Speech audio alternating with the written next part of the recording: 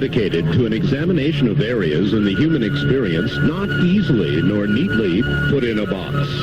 Things seen at the edge of vision, awakening a part of the mind as yet not mapped, and yet things every bit as real as the air we breathe but don't see. This is Dreamland. It certainly is. Hi, everybody. It's Sunday evening, means another Dreamland. This will be a good one. My guest is Michael Paul Lindemann, head of the 2020 group, who looks to the future based on present trends. In other words, based on what's happening right now, what's going to happen then. And he'll be along in short order. First, I'd like to welcome a brand new affiliate to the program. That would be 3WI. What a great set of call letters. 3WI in Brainerd, Minnesota. That's wonderful. That's actually WWWI, and they call it 3WI, and I think that's great. Brainerd, Minnesota, welcome to the program. You'll get the idea of what it's all about as we proceed. There is live listener participation, so stand by, and in due course we'll have the telephone lines open. A regular feature of this program is a gal named Linda Moulton Howe, who you may recall last week had a death in the family, passing of her father, and was not with us last week, is back this week in Philadelphia. And so, without hesitation, let us go to Linda Moulton Howe in Philadelphia and find out how she is. Linda, good evening. Hi, Art. I really appreciate your acknowledgement of my father last week. The funeral on Wednesday turned out to be a large assemblage of people in aviation from all over in Idaho and other parts of the country, because he had been very involved in the building of airports for private aviation, and it was, I know someplace he's out there now flying, and is out of his pain, and for that I'm grateful. We are also today 2 weeks away and counting from the Shoemaker-Levy comet pieces. That's right. That are to begin, according to astronomers, piece by piece by piece, plunging into the hydrogen gaseous surface of Jupiter, and that should begin somewhere on July 16th. So we will try to stay up with what's happening there. And for that reason, I have a Richard Hoagland coming on the program July 10th. All right. And I will also try to stay up with some astronomer colleagues to give a report that following Sunday. And 2 weeks ago, on June 21st, Dennis Claiborne in Garnett, Kansas, found his second mutilation since August on a farm in Garnett, Kansas, about 60 miles outside of Kansas City, Missouri, where the two cities are across the river. And just 3 or 4 days before he found those two mutilated animals, or the one mutilated animal that was following the August one, in Oregon, people were beginning to report to sheriff's office deputies in Washington County outside of Portland a series of circles that were appearing along U.S. Highway number 26. I just heard something about that, Linda. Yeah, I have received a photograph of it, and from the Oregonian newspaper, it says that in the waist-high wheat was a circle about 35 feet across. It was ringed by a second circle of completely untouched wheat that was standing, and that was surrounded by a ring. And when you look at the picture, it is a flattened circle that is about 35 feet across, surrounded by a larger ring. And then in 4 different compass points, northeast, southwest, are 4 smaller circles placed at those compass points outside of the circle in the ring. And they were placed on the north side of a hill, just high enough to be seen from Highway US 26. And there was a point where the Washington County Sheriff's deputies were having quite a challenge trying to control traffic, because literally hundreds of people were stopping with camcorders and cameras to take pictures of this formation. And there was one man man, Chris Ullman, he said, how did they get the circle so precise in the dark? It would seem like you would need a light source. This is quite a precise one, and we're now all waiting to see if anything more like this will occur in the United States. So if there are any listeners in any area that have some access to going out to where there are any kind of food and cereal crop fields, we are now into that phase where we're trying to keep up with any formations that might be occurring someplace. And this particular one, whether it was made by a human or something else, was on the outskirts of Portland, Oregon. Linda, what would you recommend to people? Because a lot of times when these crop circles form, there's just not enough time to get to it for scientific investigation, and before people like you do, the fields are trumped by, busy bees, rubberneckers, and people who want to see, and it all gets fouled up. Right. Well, I'll tell you, right now, in fact, I'm happy to give my phone number on the air for this, because Dr. Levengood, the biophysicist in Michigan that I've been working with for the last 4 years, has been getting some plants from England and is very interested in getting plants from any of these formations that might occur in Canada and the United States. And probably the fastest way is to get in touch with me. So before I go into a brief excerpt from an interview with the Kansas farmer about his most recent mutilation and helicopter activity in the area, I wonder, why don't I just give my phone number and people could contact me who are listening wherever in the United States. It's a gutsy thing to do, Linda. Go ahead. Yeah, I know.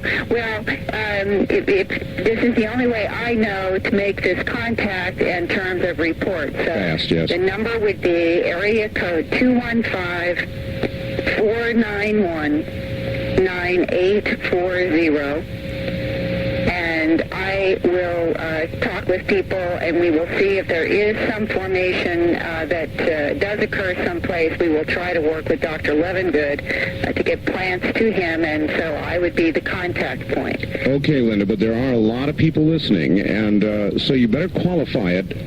The only calls you want are ones that are connected to crop circles?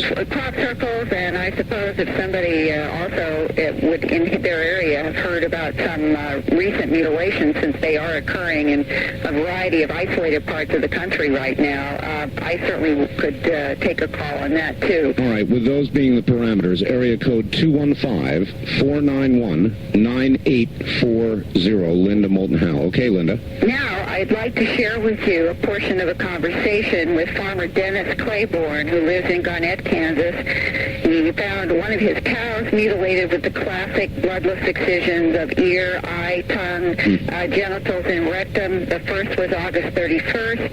The second was a young heifer, a little over a year old, found on June 21st in his farm in Garnett, Kansas.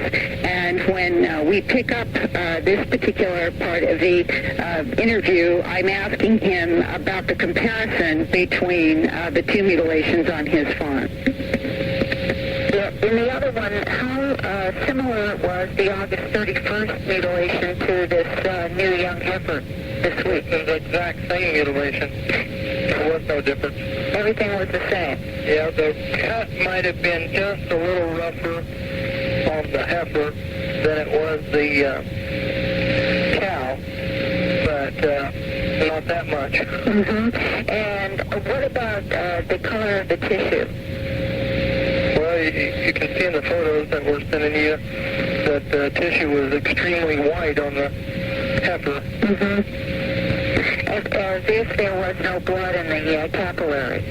There wasn't no blood nowhere. Mm-hmm. And you didn't see signs of struggle or tracks around this heifer in the grass this time? Which are what? Any signs of struggle or tracks around the heifer? Not around the heifer, there was just that ring in the grass. Right, the ring in the grass. Now, I understand that you have seen helicopter activity in and around this pasture recently?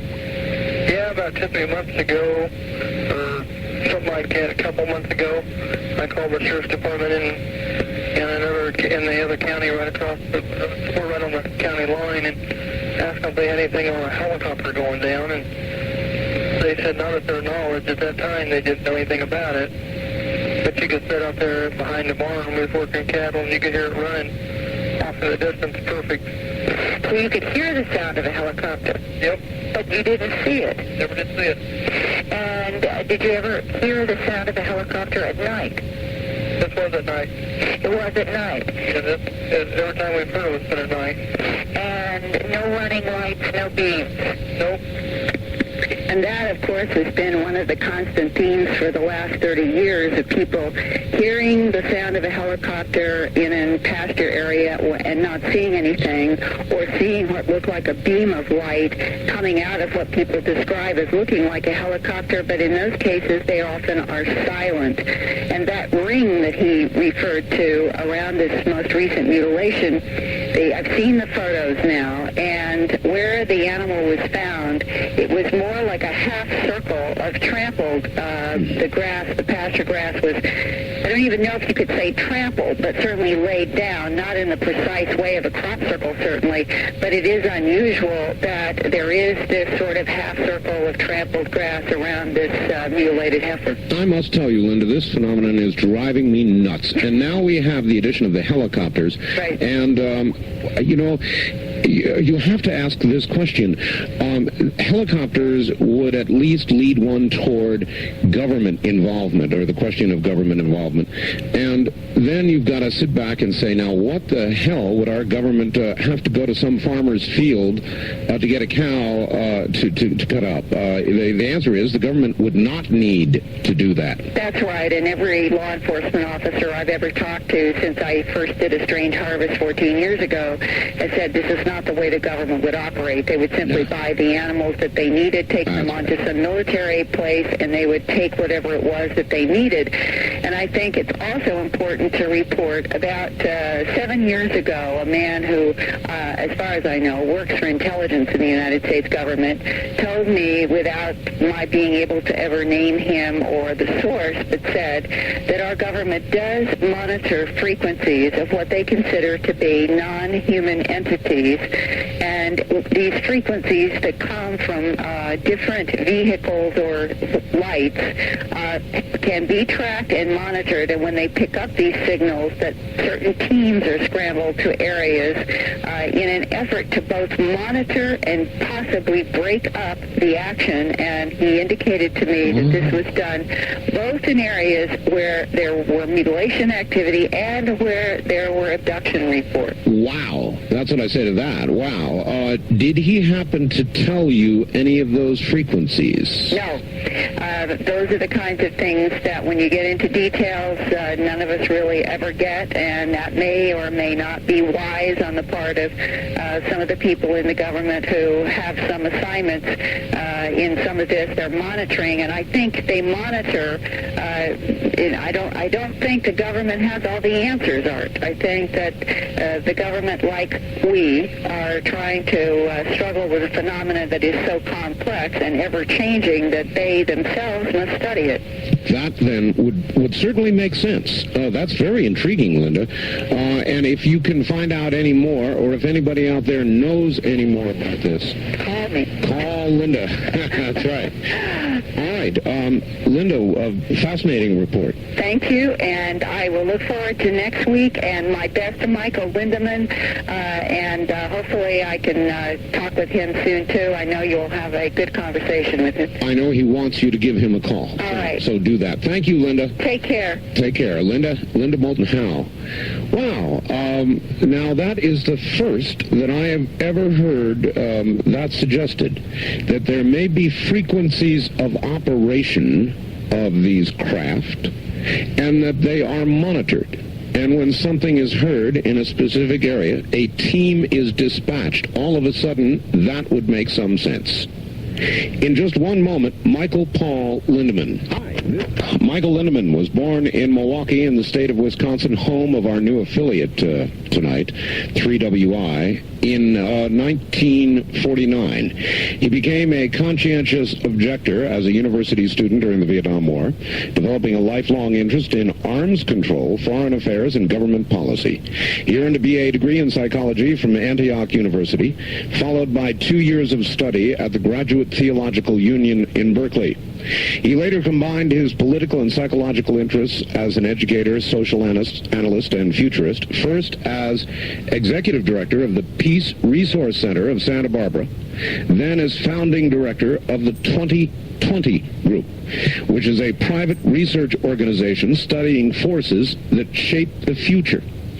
Since 1990, Michael Lindemann has earned national recognition for contribution to the studies of UFOs. He first examined the UFO controversy in 1989 from the angle of its possible connection to covert weapons development and social policy, finding substantial evidence in support of UFO claims. He founded the Visitors Investigation Project to conduct and publish UFO research.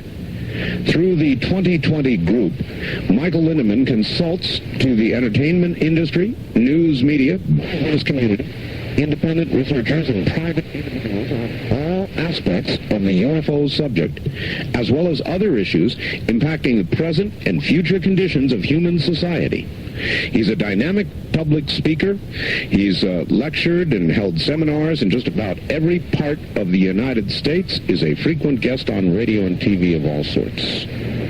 So here from Santa Barbara, California, is Michael Lindemann. Michael, hi.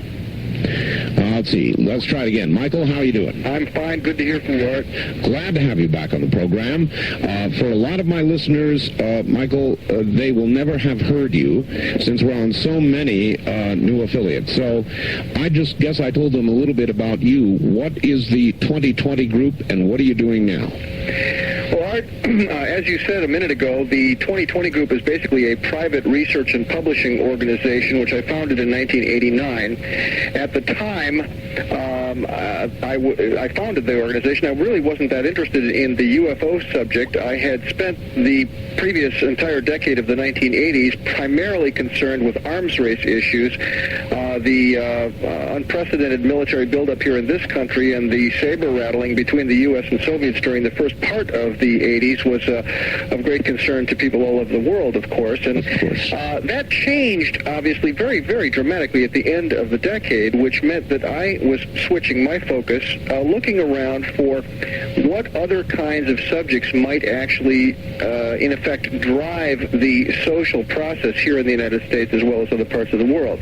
I think it can safely be said that during the period following World War II, right on up to the end of the 80s, the arms race, the so-called Cold War, was the single strongest influence upon social policy all over the world. The prospect we might go to nuclear war, all the ways of preventing that, all the ways of regulating that, all the ways of negotiating it for better or worse, and all of the technology and industry that went into that.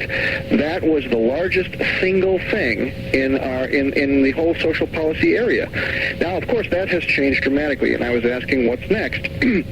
But at the same time, I was saying, why do we continue to build extremely arcane new weapon systems? And so I put that question out to a bunch of people. And I said, okay, if the Soviet Union is no longer the big enemy, in fact, at that time the Soviet Union was fast becoming a non-entity, if there is no other entity of that magnitude which could threaten us, who then would be the rationale, the target, as it were, for all these new weapons?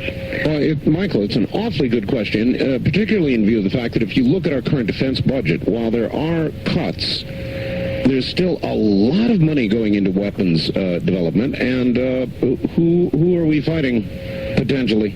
Exactly. Who are we fighting potentially is a very important question. Not only do we have a very large defense budget out in the open, Art, the money that people all know about in the federal budget, but there is also, much more importantly even, the black budget, about which very few people know. Mm-hmm. And we may have occasion to speak of that later in the program, but I would like to mention to all of your listeners that if you have not yet heard or seen the book Blank Check by Timothy Weiner, I strongly recommend that you go out and get that book. It's in softcover. Blank Check, subtitled The Pentagon's Black Budget. What about this theory, if you don't mind, Michael, that old habits die hard? And I know that sounds laughable and silly, but we have a long tradition now of connection between the government and defense contractors and all the rest of it. Jobs are at stake. Lots of things I can think of might drive, other than a real national security need, weapons development. You're quite right. There's no question. Part of it is momentum, Art.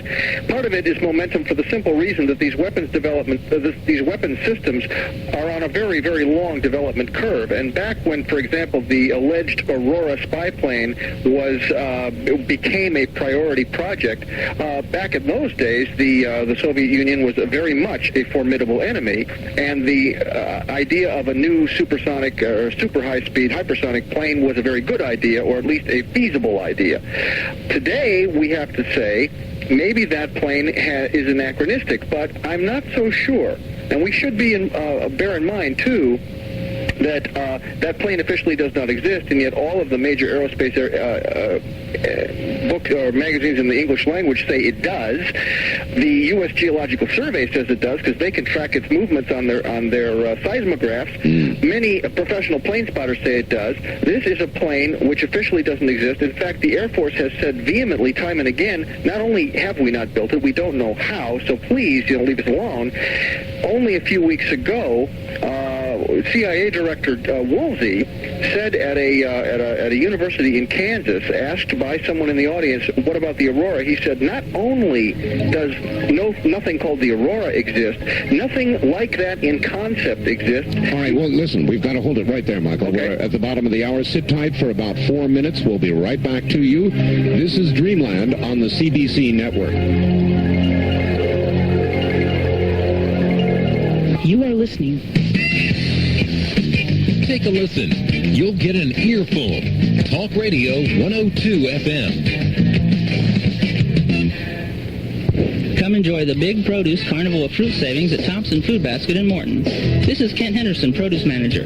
Right now you'll find great savings on produce, like red or black California plums for just 69 cents a pound. Large California peaches are only 49 cents a pound. White or red seedless California grapes are 99 cents a pound. And first of the season, Talbot sweet corn is available too, with 10 ears for only $1.79. Shop and save every week and get double coupons up to 60 cents every day at Thompson Food Basket, 435 West Jackson in Morton. Now, here's the Poet Laureate of the Morton Community Bank, Cliff Hasselbacher. Summer is here, and it's about time. How about a CD that's tied to Prime? The flowers are blooming. That sure is great. Your hometown bank always gives a fair rate. If you like your banking without a frown, do your banking at MCB, not out of town. And this is Jean Ann Heiniger. At MCB, we always offer competitive rates, and our friendly account representatives are ready to help you with your investment needs. It's another service of your hometown bank, the Morton Community Bank. Remember, FDIC.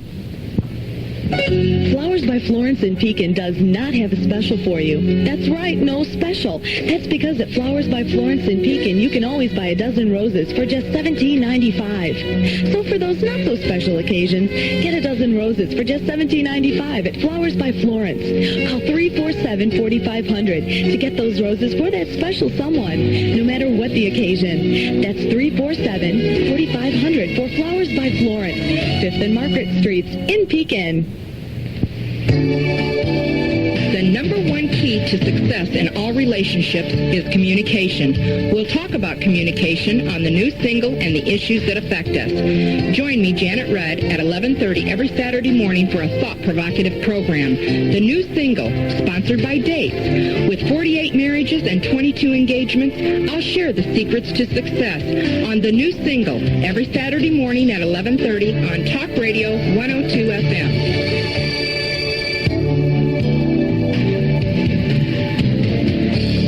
every weekend a Talk Radio weekend. Keep it on Talk Radio 102. Every Saturday afternoon, be here for the Pet Patrol with Dr. Art Herm from the Morton Animal Hospital. Whether it's a seasonal pet problem, nutrition, pet care, whatever, you can bet you'll hear about it on the Pet Patrol every Saturday afternoon starting at noon here on Talk Radio 102 FM.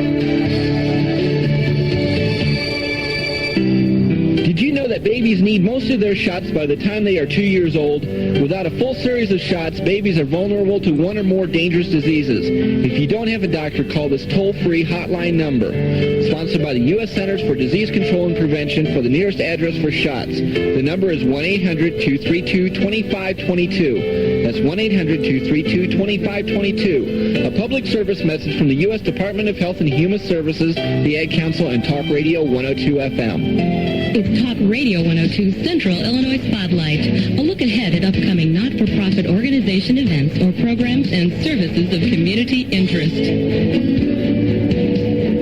Hi, I'm Evelyn Franklin. I'm with the Poodle Promenaders Square Dance Club. It's a group of energetic youth and adults that like to have good, clean, fun square dancing and doing country lines. You can join in that fun by taking square dance lessons starting Sunday, September 18th from 2 to 5 in the afternoon at the Masonic Hall at 700 South 4th Street in Morton. It's only $1 a person per week. The instructor is Novice Franklin. For more information, call Talk Radio 102 or the instructor at 266-9870.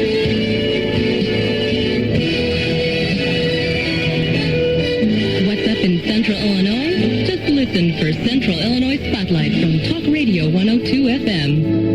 The unexplained, the unusual, the unknown. This is Dreamland on Talk Radio 102 FM.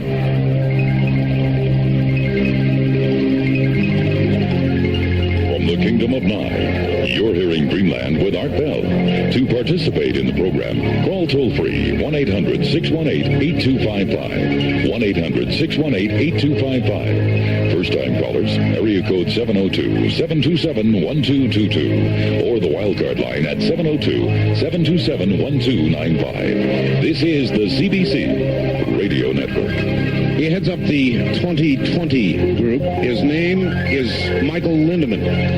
And we're talking about, at the moment, things military, our defense budget, and he brings up an awfully good point. If the threat is largely, underlying that word, gone, then what are we doing? Spending billions and billions, it's a tip of the hat to Mr. Sagan, of dollars on new weapons systems. We were discussing the Aurora. Michael, you're back on the air.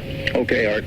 Just complete that thought real quick. Yes, but the bottom line is that the CIA director says categorically it doesn't exist. Everybody else who knows anything says categorically that it does exist. That is to say, in the civilian sector, the military says flatly it doesn't exist.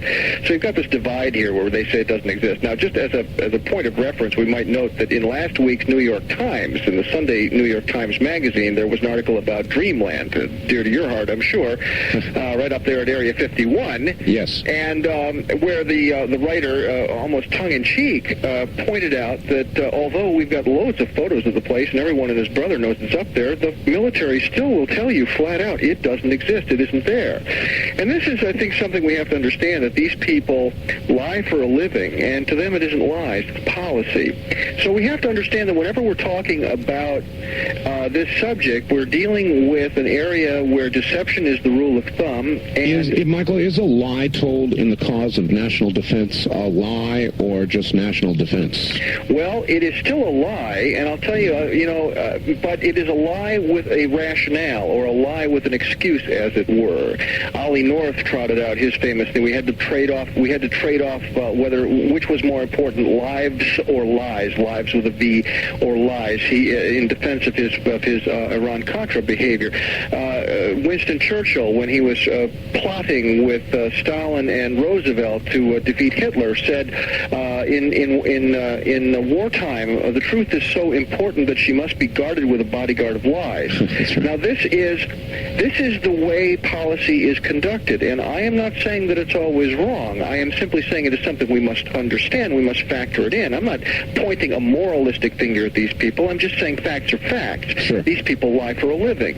Now, when it comes to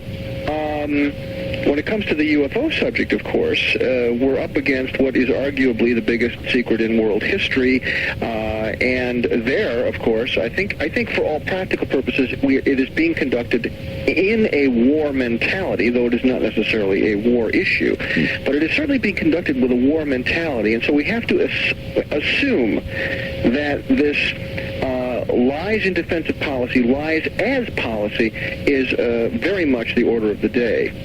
Have you concluded, Michael, that we are being visited? My personal conclusion is absolutely yes. I believe I am absolutely convinced. And what is the body of evidence that brought you to that conclusion? Well, it is, I must say, it has been coming together incrementally, Art. I wish I could point to a smoking gun. I really can't. I would like to say, however, that the new evidence or the recent accumulation of evidence around the Roswell incident is extremely compelling, and we can now point to several excellent books on that subject. One by Stanton Friedman called Crash at Corona, and two by Randall and Schmidt. The first one called UFO Crash at Roswell, and the new one this year called The Truth About the UFO Crash at Roswell, which somewhat rewrites the timeline, but for all practical purposes, the story is the same and has been pretty much the same since Bill Moore first published the Roswell incident back in 1980. But today we have, dozens of first-hand eyewitnesses and many, many other eyewitnesses, family people who have seen how their loved ones passed away, babbling about Roswell on their deathbeds, for example. We know that something extraordinary happened at Roswell, and it has all the earmarks of the most well-documented, legitimate UFO crash recovery in history. Not the only one, but one which is virtually a lead pipe certainty. And here we are face to face with one instance that proves the argument, as it were. Now, if Roswell happened as we think it happened, then the military is in possession of a substantial amount of legitimate UFO wreckage, that is to say, machinery built by a non-human, technically advanced intelligence. And they are probably... This made the Rock 106. Disappeared, was shipped out under unusual circumstances and later disappeared, never to be seen again. Glenn Dennis says that he was told also, if you speak a word of what you've seen or heard, someone will be picking your bones out of the sand. Yeah, it's easy to sit back academically when you're listening to this and saying, well, then why didn't they just blow it all out and, let the story out and go to the press and all that? Well, that's a significant threat. If you've ever had one made like that, you'll know. If not, you cannot imagine to kill you and your family and your children is not a trivial threat. That is correct. There was a young girl whose name at the moment escapes me, and maybe perhaps I can dredge it up later on. Her father was a fire officer down there, and the fire department apparently had been called out to help set up the cordon around the crash area. Some small pieces of wreckage showed up at the fire department for a short period of time, and this young girl, 12 years old at the time, Frankie something, I forget her first.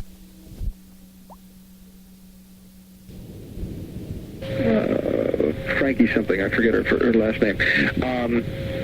It says today, she has recently been interviewed, that she was told, she was approached by military officers, and she, again, a 12-year-old child, no concept of secrecy, no idea what's going on, but she had seen a small piece of wreckage which behaved oddly. When it was bent, it came back into its original shape without any creases. She found that fascinating. But she said that they said to her, you have never seen anything, you don't know anything. And she said, well, but I saw this thing. And they said, no, you didn't see that. She said, yes, I did. They said, you don't understand. We can take you out in the desert and you'll never be seen again. Now, this was a 12-year-old child, for crying out loud. So what we're seeing here is that this has been treated as an issue of espionage, as an issue where there are no rules except the rule of expediency, the rule of get the job done, whatever it takes. And I think we can say, in all honesty, whether we justify it or not, we have here cases of domestic terror, which was justified in the national interest. People have been told, shut up or die. And that that tells us something about the seriousness of this issue. You wonder how they allow people like me on the air. Well, you wonder how they... I ask the same question about myself, and I'll tell you why, Art. The fact is that you have not broken any oaths. You, as far as I know anyway, have not seen anything with your own eyes. You are, as it were, a peddler of tall tales. And in a certain sense, so am I. Now, please don't take that wrong. I think what you're doing is extremely important. I think it may help break the logjam. Maybe they look at me and say, well, there's a guy helping to muddy the waters. There's a guy with a million stories on the radio, and people to sit back and say, oh, yeah, right. Exactly, and there's a purpose to that. Now, I will throw out the proposition, which I'm sure we will be able to explore this evening further, and that is that we are being desensitized. That there has been a strategy of what I call containment for going on now 47 years, in which the principal priority was, at all costs, keep the secret. What we see now, though, is that the containment is disintegrating. People are telling their stories on deathbeds.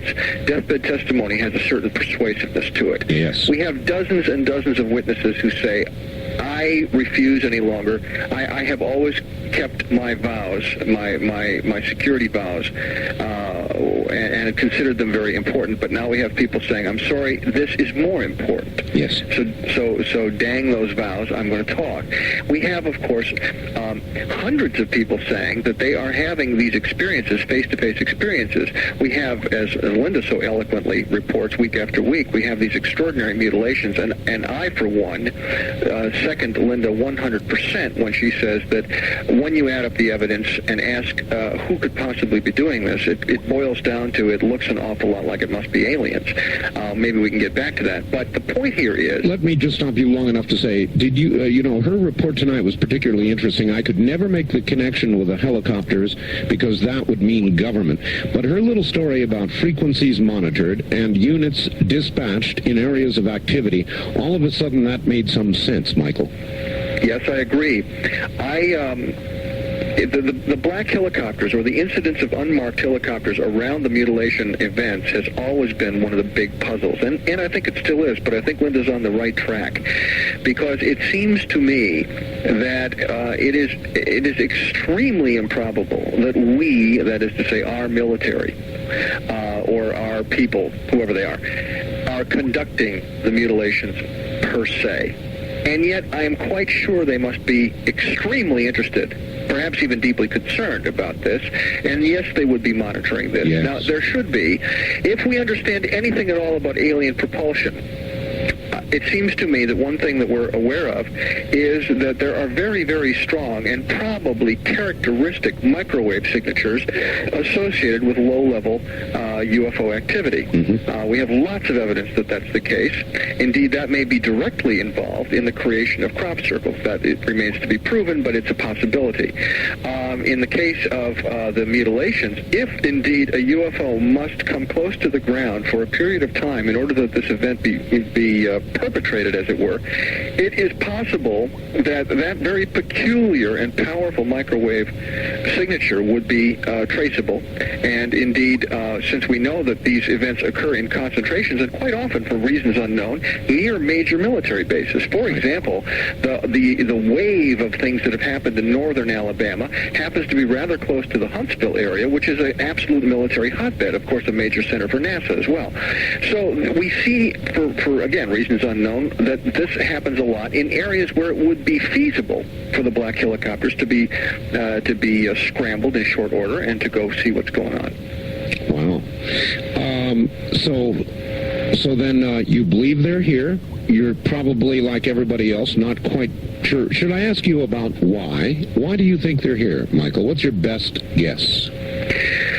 Well, I could only give you a guess, as you say.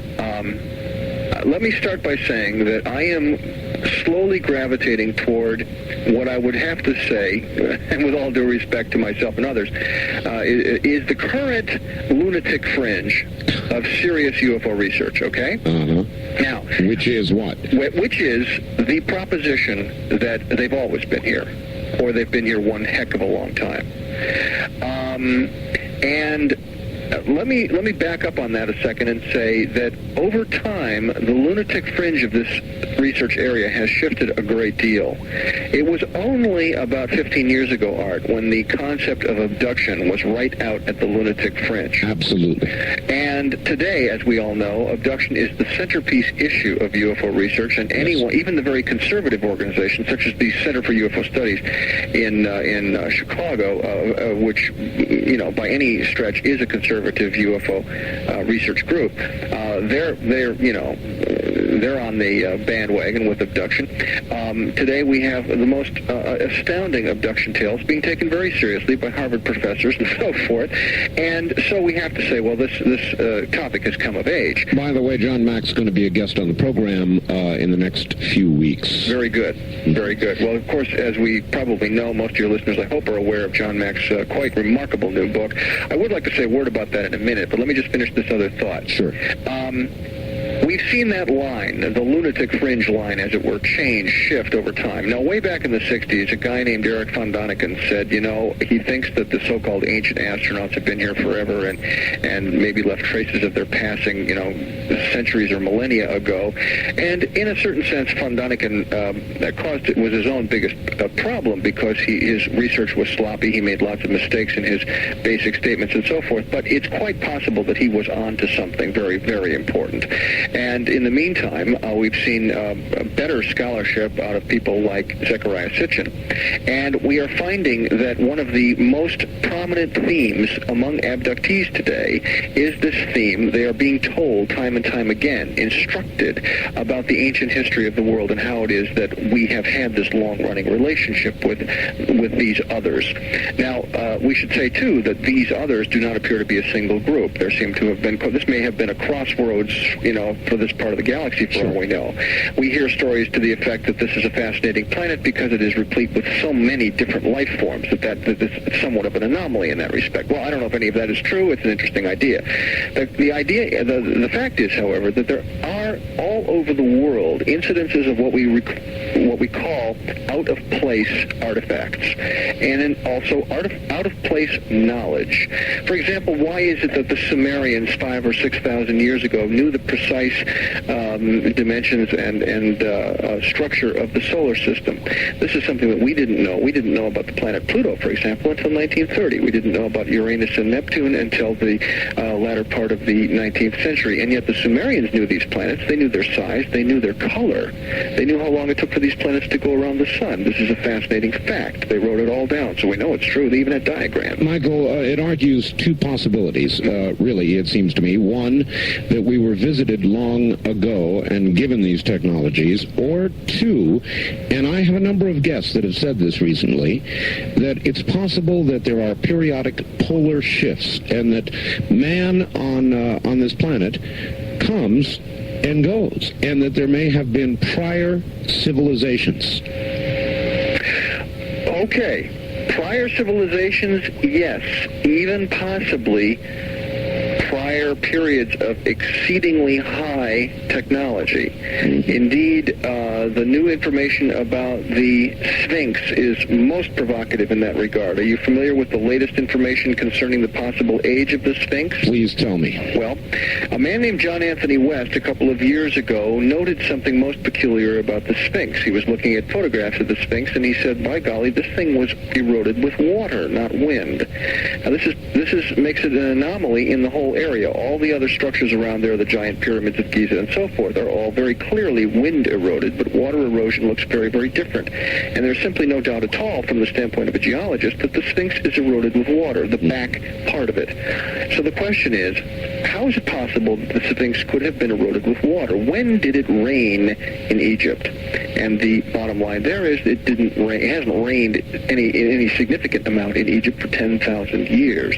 Now, this, of course, raises a firestorm with Egyptologists because they have nailed down the age of the Sphinx, who built it, what it's for, and all of that. But nonetheless, the geologists have come on board like gangbusters because John Anthony West, who's no geologist at all, enlisted the aid of some geologists from various universities in the East Coast, and they went out there very grudgingly at first, but they had a look and they said, by golly, this guy is absolutely absolutely right. This bloody monument is eroded with water, and it's very apparent. It's not an ambiguous matter.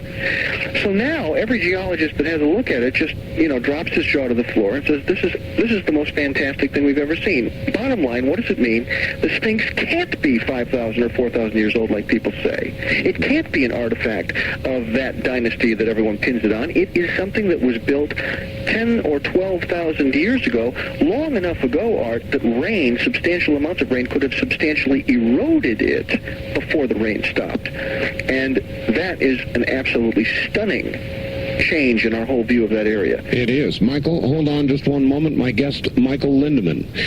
The Sea Crane Company sells the DL telephone. What is the DL telephone? Why should you want it? Oh, these are easy answers. The DL telephone, in the area of what is it? It's a digital telephone. That means that it breaks your caller's voice down and your voice down into true individual digital yeses and nos. Confusing? It reassembles them on the other end. So, what does that mean? Well, here's what it means. Here's how it works. It is as good as a plug-into-the-wall telephone. It's portable telephone. Operates on 900 megahertz, up above the cellular area. It is so clear that you will not be able to detect any difference between it and a telephone you plug into the wall. No difference in terms of either the caller's voice or yours going back. Can you imagine that? Can you believe it? Believe it. It's true. I have a couple of them, as a matter of fact. I love this telephone. What else does it do? It gives you complete privacy. Because it is digital, nobody can monitor it on a scanner. Nobody. Matter of fact, it doesn't even have the clipper chip in it yet. It's complete privacy. 3. My telephone will go 3/4 of a mile. I can go to neighbors' homes and all the rest of it. I've got good geography here for that, I'll grant you.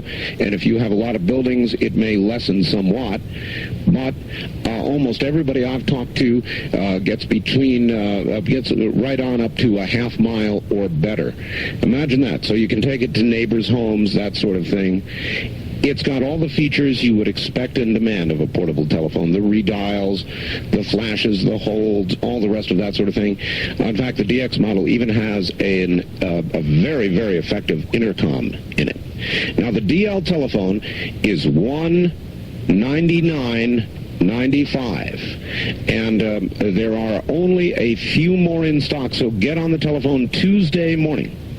Not Monday, because they're closed Monday, but Tuesday morning with the Sea Crane Company at 1-800-522-8863. Then, by the way, when you get it, take your old telephone and throw it as far as you can throw it. No interference from others using it also, by the way. That number again to order, 1-800-522-8863. Back to Michael Lindemann. Michael. Yes, sir.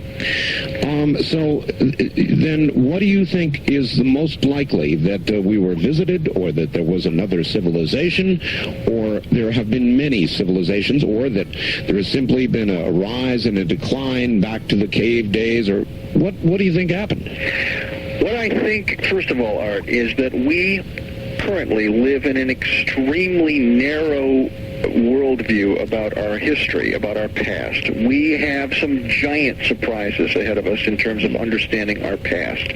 Probably high civilization goes back a lot further than we think in certain places. But even so, it would appear that these high civilizations arose rather inexplicably, at least according to our current understanding of how civilizations arise and how they flourish and how they pass their knowledge to succeeding civilizations. I am currently of the opinion, and am desperately groping for data, I might add, that probably there have been infusions of information from off-world sources or from sources that we would not call human. that this has probably happened periodically over time, and that would account in some cases for the sudden appearance of extraordinary civilizations in places that were not supportive of civilization prior. All right, why then would that knowledge not have contributed to a general rise rather than the possibility of there having been a highly technical civilization previously? Well, in some cases it did contribute to a general rise. For example, we really trace a lot of what we call modern civilization today all the way back to Sumeria. If Sumeria was one of the seed beds of this round, let us say, of civilization and technology, an enormous amount of that has been passed down virtually unchanged through the Babylonians and Assyrians and shared with the Egyptians, and may even have filtered eastward toward the Vedic cultures, and certainly became the basis for the cultures of the Middle East, and from there on to the Minoan culture, the Greek culture, and the Roman culture, and from there, of course, in a straight line to us. There is no question that there has been a long path of more or less unbroken handing down. But the question is, where in, the devil did the Sumerians get their fantastic knowledge of astronomy, of agriculture, including irrigation, their codes of law, their codes of philosophy, their codes of their currency. All right, Michael, we've got to hold it there. We're at the top of the hour. Relax for about 6 minutes. We'll be right back to you. This is CBC.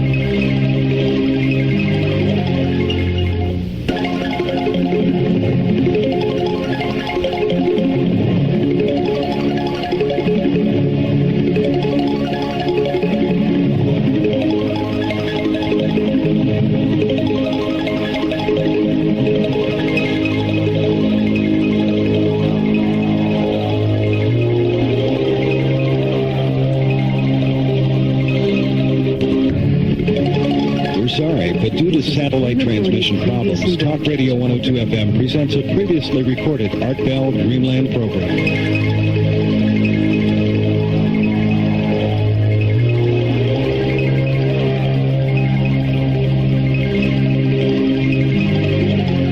From the Kingdom of Nye, we continue with your calls on Dreamland with Art Bell. Call Art now toll-free at 1-800-618-8255. 1-800-618-TALK. First-time callers, area code 702-727-1222. 702-727-1222. Or the wildcard line at area code 702-727-1295. 727-1295 in the 702 area code. Now again, here's Art Bell. Now again, here I am. Michael Lindemann is my guest. He's from the 2020 Group, which is an organization that looks at current trends and predicts future probabilities. I guess that would be a good way to put it. We're talking about the UFO phenomenon, the visitations we're having, and according to Michael, may have had for a very, very long time. And we're going back to it right now. We will begin to take calls shortly. Michael, a couple of things that I want to cover with you. Okay. You have a current project going on. What was it? You told me about it earlier, the name of it, and I'm terribly sorry, I've forgotten. Are you referring to the computer project? No. Just previous to that, you had mentioned a project by name. I had mentioned the project by name. Yes, you have. You've stumped me.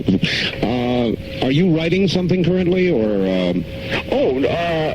No. You and I was talking about coming of age in the cosmic neighborhood. That's right. There we go. I'm sorry. You got me a little bit confused there. Coming of age in the cosmic neighborhood is actually the name of a lecture that I am going to be giving in several places around the Southwest during the month of July. All right. Where are you going to be, and what is it all about? Okay. I'm going to be, first of all, I'll be going to the MUFON, International MUFON Conference, July 8, 9, and 10. For those of people down in the Texas area that may want to go to the, that'll be at the Hyatt Regency in Austin, Texas, July 8, 9, and 10. I'll be speaking down there. And then I'll be speaking in Albuquerque, New Mexico, on the evening of Thursday, July 14th, and I'll be speaking in Scottsdale, Arizona, right outside of Phoenix, on Saturday, July 16th. In both Albuquerque and Scottsdale, I'll be delivering a lecture with lots and lots of slides and illustrations called Coming of Age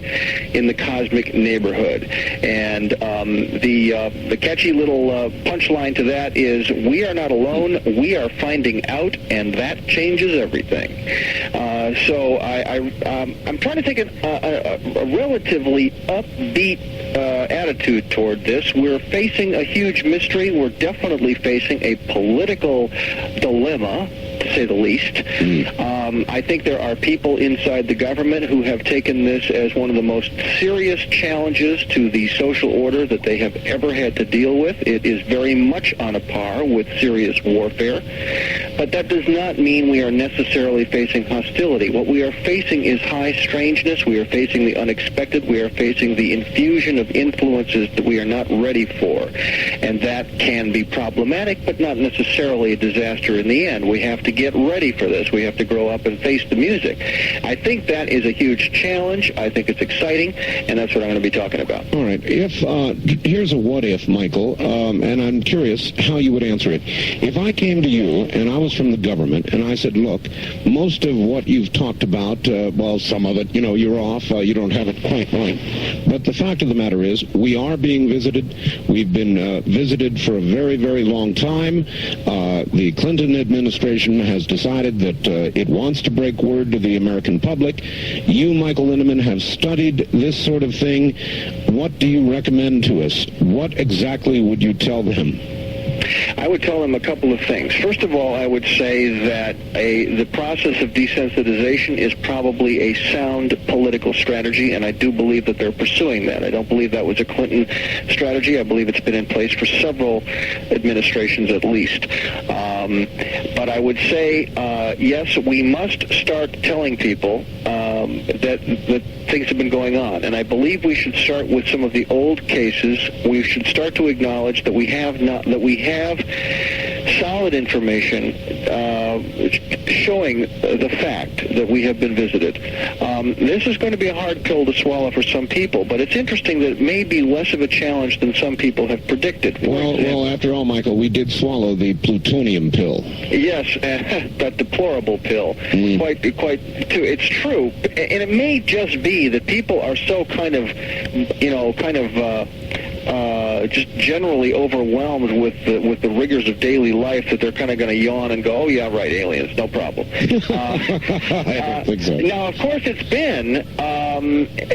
has been a running supposition in government, and we know this from looking at the Robertson panel report from 1953, the CIA report about debunking, the Brookings Institute reports that came out of the late 50s and early 60s, reports from NASA and so forth, telling us unequivocally that the government has assumed that there would be some kind of very unpredictable social disorder if they simply said, well, by the way, we've got aliens and we can't catch them and we don't know who they are or what they want, thought you'd want to know, that would probably precipitate a disaster which they were unwilling to take a risk on. I understand that. I think they're probably right. But I think, too, we're very different people today than we were then. I think that we now have a generation of adults who grew up with the space age. We have a generation of adults who grew up with fantastic space movies, who've seen all kinds of stuff on Star Trek since it began back in the late 60s. All this kind of thing has changed the picture enormously. We also have a huge amount of information coming out and reported much more respectfully today than ever before, though there have been waves in the past of good reporting and big stories. Today, it's really unprecedented. The number of books, the number of quality television programs, the number of reports in the newspapers and magazines, all this is changing the picture a tremendous amount. It is. Still, the government is not likely to tell us about something that the government itself does not fully understand. It's not likely, is it? No, it is not. It is not likely at all, but I do think that if ever there was an opportunity, the Clinton administration represents a major break from the past in a way that the Bush administration certainly did not. Bush's political roots go way back to the early 50s when he was involved with the CIA in covert ops, and of course as CIA director in the mid-70s. Yes. Reagan, of course, an old guard guy, and then from there on all the way back through Nixon and those people. Really, the last time we had a chance like this was the Jimmy Carter administration, and of course Jimmy Carter said in 1976 that he would tell everything, and so we find out there, that was a campaign promise, we find out there that when he got into office, something dissuaded him, because he made it very plain in his campaign talks that he would tell. Why? Because he'd had a sighting and he believes in UFOs. So that changed when he got into office, and we have reason to believe that he, like other presidents, was briefed and told, I'm sorry, Mr. President, you really don't understand the nature of the situation. It's well under control, but you're not in charge of this one, sir. You'll just have to go with the program. And I really think that is the way it has been.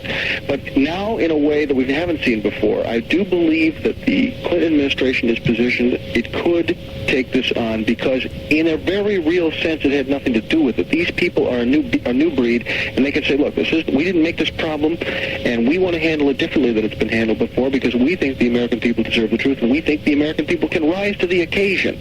And indeed, the other side of the coin is that millions of Americans know this is real because it's disrupting their lives, because they are having the experiences, and they know they're being lied to by the officials because they have grays in their living room, in their bedroom, for crying out loud.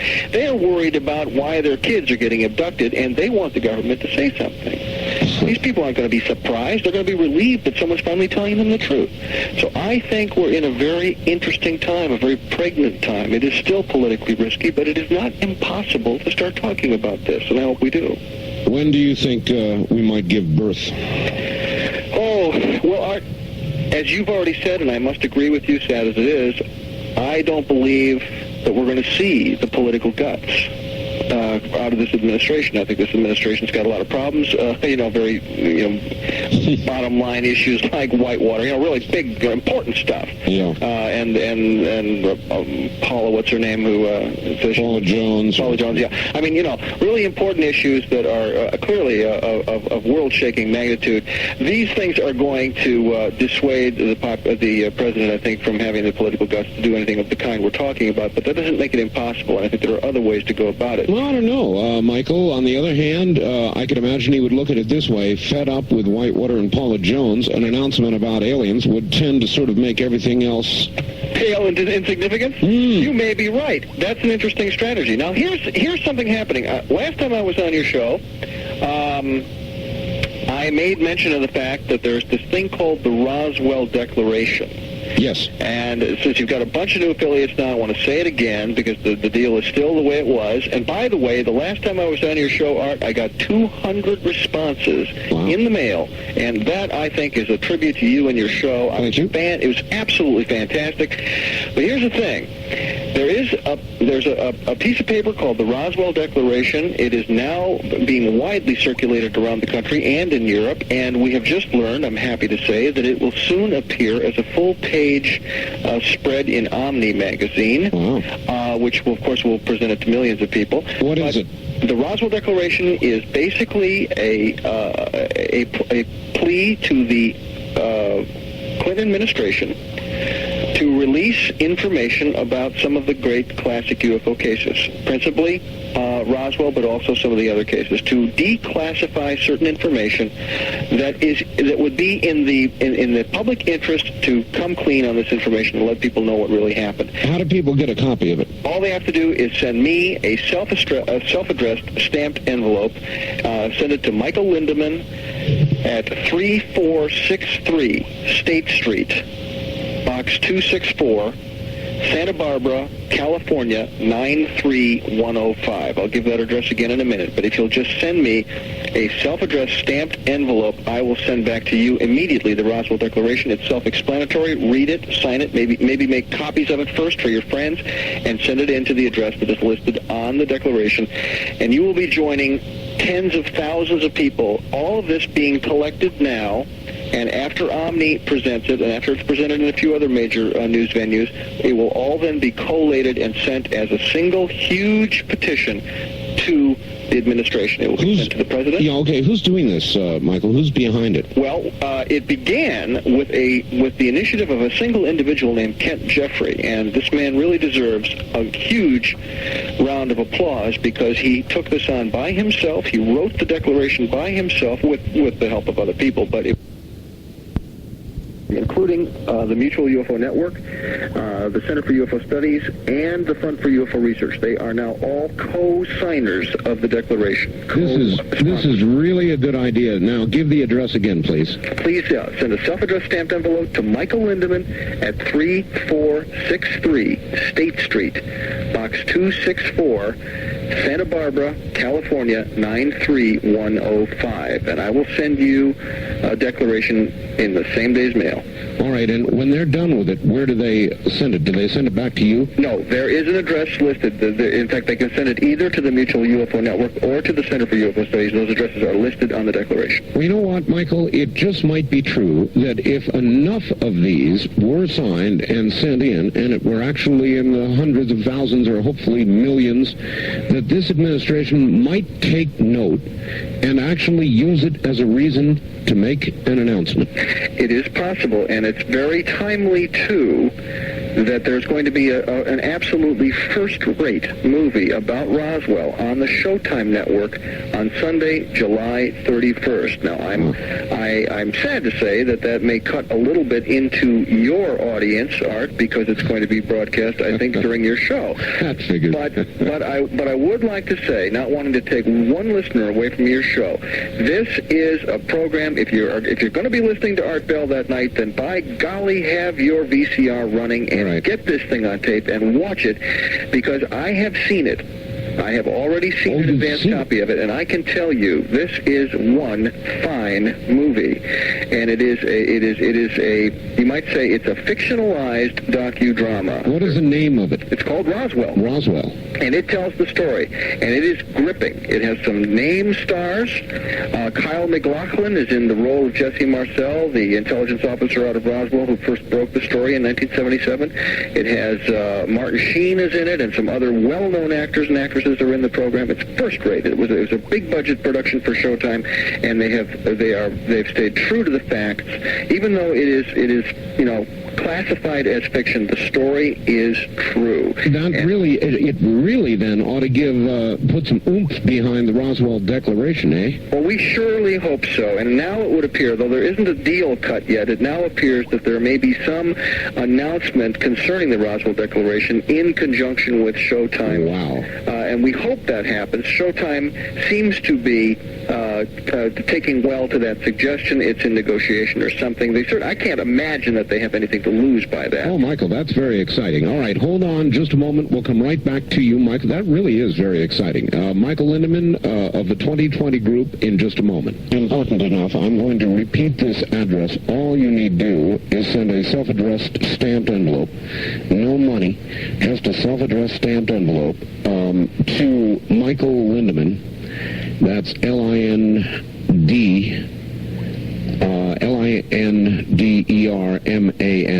Boy, I hope. Are there two N's in that? It's Lindemann. There's no R in there. Oh, thank you. Lindemann. Okay. But anything close will do. And it's 3463 State Street, Box 264, Santa Barbara, California. Right? And the zip code? 93105. 93105. I'm getting all this because I know they'll ask for it. All right. Michael, I would like to begin to take a few telephone calls. Are you up for it? You bet. All right, let's do it. On the wild card line, you're on the air with Michael Lindemann. Hi. Hello, this is Fritz from Phoenix. Fritz from Phoenix. Gentlemen, the questions come up constantly. Why are they here? What's the reason why there are so many sightings over the 46, 47 years? Obviously, it's the cosmic connection. Now, Michael, you have nothing to lose. You have no credentials to use. You have a good reputation. explanations. But I must say this. The UFO community actually has no leadership. There's no guidance, no coordination, no clearinghouse. In short, it's staggering around like the four-planet man and the elephant. Now, the ETs over the last 40 years have used various brands of conditioning processes, but mankind keeps refusing their calling cards. All right. The media is to blame. Fritz, I want you to listen carefully on the air because this is, I promise this is not a setup. Michael, he mentioned a clearinghouse. There's no leadership. There's no clearinghouse. There's no central point. Wasn't a setup, Michael. I made a comment about this a couple of weeks ago. Yes. And we talked about it before the program. Yes. And I know that you can't tell us too much about it, but whatever you can tell us what's going on. Well, Fritz, I'm very cognizant of the problem that you've said. I agree with it. I and a number of other key people in the field, in fact, people who are really quite senior to myself in terms of their contributions to UFO research, are currently in discussion about establishing some kind of an ongoing forum on a major online computer carrier that would allow people who are online, people who have computers, to participate in an ongoing way with high-level, high-quality discussions with top researchers, and those researchers would be able to discuss amongst themselves in forums which can be broadcast publicly over the network, over the computer network, and then rebroadcast again in print or in other forms of secondary broadcast formats. But the point would be that we would begin to have a concentrated online information sharing, information synthesizing process. Mm-hmm. Now, this project has been in development for more than 6 months. It is still not ready for public disclosure. I have to be rather reticent about it, and we are not at all ready to start, telling people how to subscribe. But I will say this: I am now, after recent developments, I am now confident that this project is going to come to fruition, that it will involve a more or less astounding array of high-quality researchers when it comes online. And I'm very happy to have played a role in causing this thing to occur. And I would love to tell all your listeners right now how they can just sign up and do it. Well, maybe next time. Yeah, since you cannot, that was going to be my question. The moment you can, will you come back on the program? I sure will. I would be delighted. That's very exciting. It's about time, and I don't know what else to say other than that. It's about time. On the first-time caller line, you're on the air with Michael Lindemann. Hello.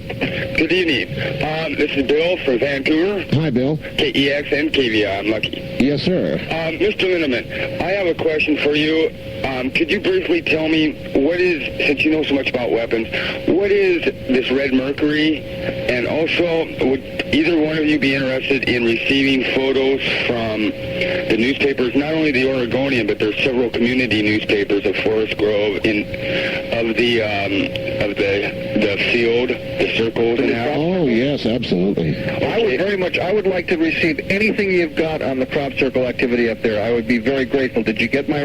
Yeah, can I put that in with when I send for the declaration? You sure can. I'd be delighted. Thanks so much. Okay, and Mr. Bell, could you please also say your P.O. Box number on the air? All right, I'll give my address out. Michael, we've only got just a very few seconds before the break. Red mercury, do you know what that is? Frankly, I hate to sound stupid, but I don't know about red mercury.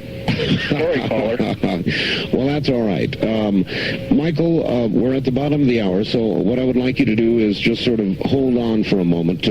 We'll both look forward to those clippings. I certainly will. By the way, my address is Art Bell, Post Office Box 4755, Post Office Box 4755, Pahrump, P-A-H-R-U-M-P, Pahrump, Nevada. Don't laugh, zip code 89041-4755. You're listening to Dreamland on the CBZ Radio Network. For Central Illinois, this is Talk Radio 102 FM.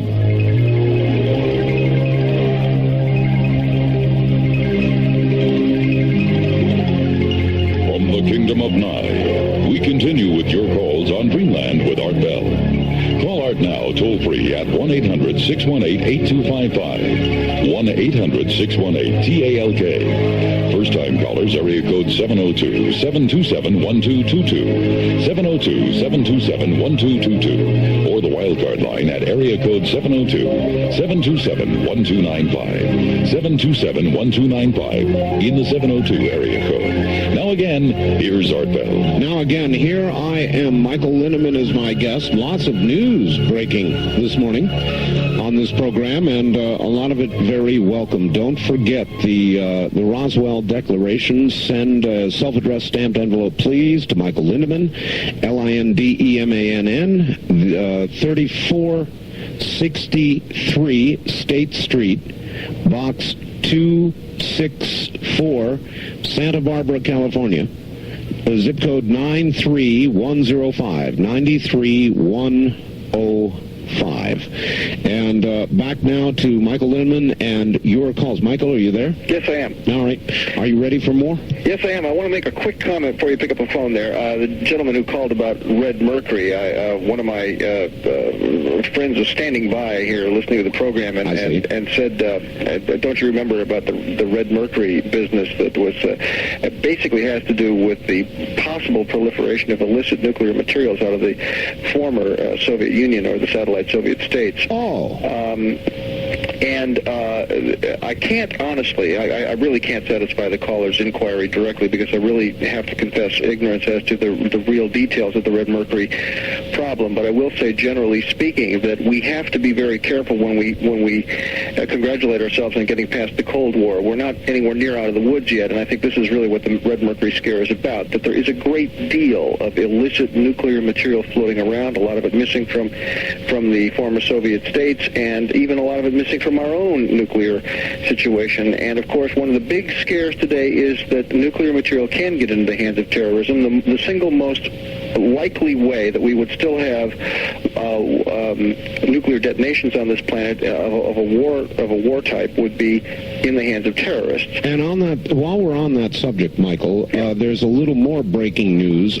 Tomorrow morning, there is a historic and perhaps even troubling first. The FBI opens their office in Moscow tomorrow morning. And they do it ostensibly to help with Russia's terrible crime problem and to investigate, I believe, the connection between the Russian mafia and the possibility of their getting hold of some nuclear weapons. Were you aware of that, Michael? Well, to be honest with you, I was not aware of the nuclear weapons issue, but I will say this. It is a truism in today's world that small, easily portable nuclear weapons would be probably the most valuable black market item imaginable, and that there are arsenals of such weapons in the former Soviet states which have not been guarded up to our specs, okay? And yes, the FBI is interested in this. We might even say desperately interested in this. And yes, our own intelligence agencies. And indeed, I think, in fairness, the governments of the former Soviet states are extremely concerned about this, but that the concern alone may not stem the flood. There's something I missed here, Michael. I thought the FBI was a domestic agency. If I'm not mistaken, what we have here, Art, is something on the order of an advisory office. I'm not sure about that, but you're right. The FBI is undoubtedly a domestic agency. But then again, you know, these agencies cross the line. The CIA will tell you every single time. If you said, do you do any in-country? Absolutely not. Well, I should say not, but you know, that's a pile of baloney. So the fact is, these agencies go where they need to go, and they really aren't governed that powerfully by any code of law. All right, just before we leave the subject, what about Korea? It's big news. They're building nuclear weapons, probably already have them. Jimmy Carter just came back with almost a peace in our time flap of the paper, and now it looks as though the crisis is kind of on the back shelf again. Is it really, Jimmy Carter came back and said the crisis is over. Is it really over, Michael? Well, of course, I'm not sure, but I will say this. I don't believe that any legitimate state has anything to gain by threatening to use nuclear weapons. Many states want to possess nuclear weapons as a hedge against their own social disorder. North Korea is one of the final bastions of old-line communism. As such, they are absolutely anachronistic, and the Pyongyang administration is looking at the prospect of a total social disaster if they lose their grip on the people. Right. It is a very good idea from their point of view to have weapons, but not to use them. No legitimate state can afford to use weapons, not even one. The only real use for those weapons today is going to be in the hands of terrorists, and of course that will eventually lead to nothing as well, but of course could cause an awful lot of commotion along the way. But I think that's where the threat of the weapons comes from, is that these states need them to buttress their own legitimacy with their own people, and in that respect, no, the crisis is not over, because North Korea is on the verge of a social catastrophe. Right. In other words, are they actually giving up the idea of nuclear weapons, ready to negotiate them away, or are they just stalling for time while the fuel rods they have cool? They cannot yet extract plutonium from them, and surely the one thing they needed was time. Is that what Jimmy Carter and this administration have now given them? Time? Not necessarily. Yeah, they may have given them time, yes, but what is more important, what North Korea needs more than time is legitimacy. North Korea needs to feel that it is not the odd man out in a world ringed by enemies. And if North Korea can be made to feel, if, for example, there is a genuine detente between North and South Korea, if North Korea is welcomed into the fold of economically developing countries in the Far East, then we may see a possibility where the North Koreans do not feel the need to develop nuclear weapons in the way they have felt. And I would call that a step in the right direction. I can't guarantee it'll happen, but I think that is where the negotiations are headed. All right. On the first-time caller line, you're on the air with Michael Lindemann. Hi. Hello there. Hello? Hi. Yes, ma'am. You're on the air. Turn your radio off and tell us where you're calling from. Turn your radio off. Hawthorne, Nevada. Hawthorne. Okay, go ahead. Well, I just heard these numbers, this phone number, and I finally decided to call. I just have one thing I'd like to know, and that is, why do we have to go through, the first time you make a phone call, why do you have to go through this process? I'm sorry, I'm not understanding what you mean. Well, the first time call... Ma'am, we have this number to make it easier for people who are trying to get through the first time. I see. Okay, do you have a question?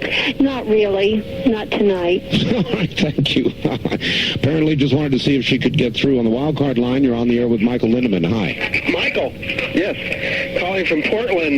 You were in town last week. Yes, I was. And that was a great lecture you gave with Randall and Schmidt. Thank you. I've promoted your book quite a bit, Six Viewpoints. I consider it a quintessential book, along with Linda Howe's new book, Glimpses of Other Realities.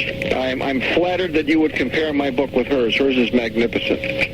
Now, Michael, a few years ago you made a prediction that as ET information became analyzed, it would appear that the human race started independently around the globe. It seems like you've been vindicated. I'm sorry, I'm not entirely sure what you're saying. Try that question again. You made a prediction a couple years ago that as a lot of this information became analyzed, that it would be believed that the human race evolved around the globe, not just in the one place as is commonly believed, but throughout the planet. Oh, I see what you're getting at. Okay, I see what you're getting at. And information in certain science magazines kind of vindicates you that this indeed has come true. Well, thank you. That's actually a rather subtle point, and I thank you for bringing it up.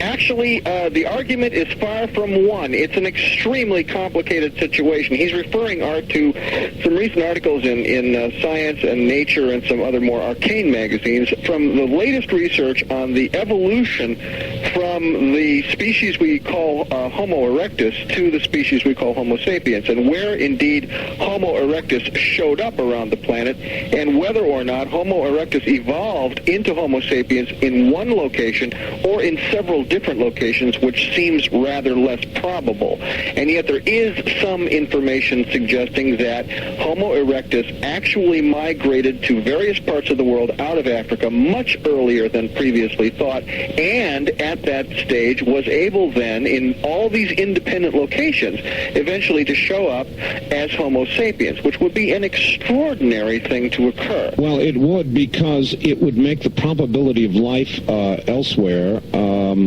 greater, would it not? In other words, let me get it straight. Are you saying that it came from one central location and migrated to other locations, or that it developed along simultaneous lines at several points?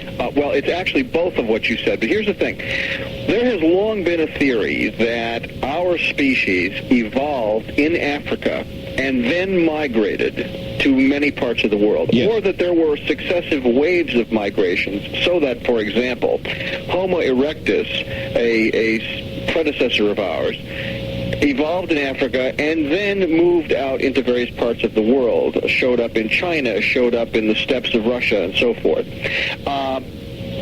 And then the old theory continues that the Homo erectus continued to evolve in Africa until it achieved the status of Homo sapien, and then Homo sapien moved out of Africa into other places, and eventually, when it showed up in China, when it showed up in the steppes of Russia and Western Europe and so forth, just killed off the native population of Homo erectus. Well, maybe, but maybe not. New information suggests that Homo sapiens showed up in places like China much earlier than we thought, giving rise to the possibility that it evolved there.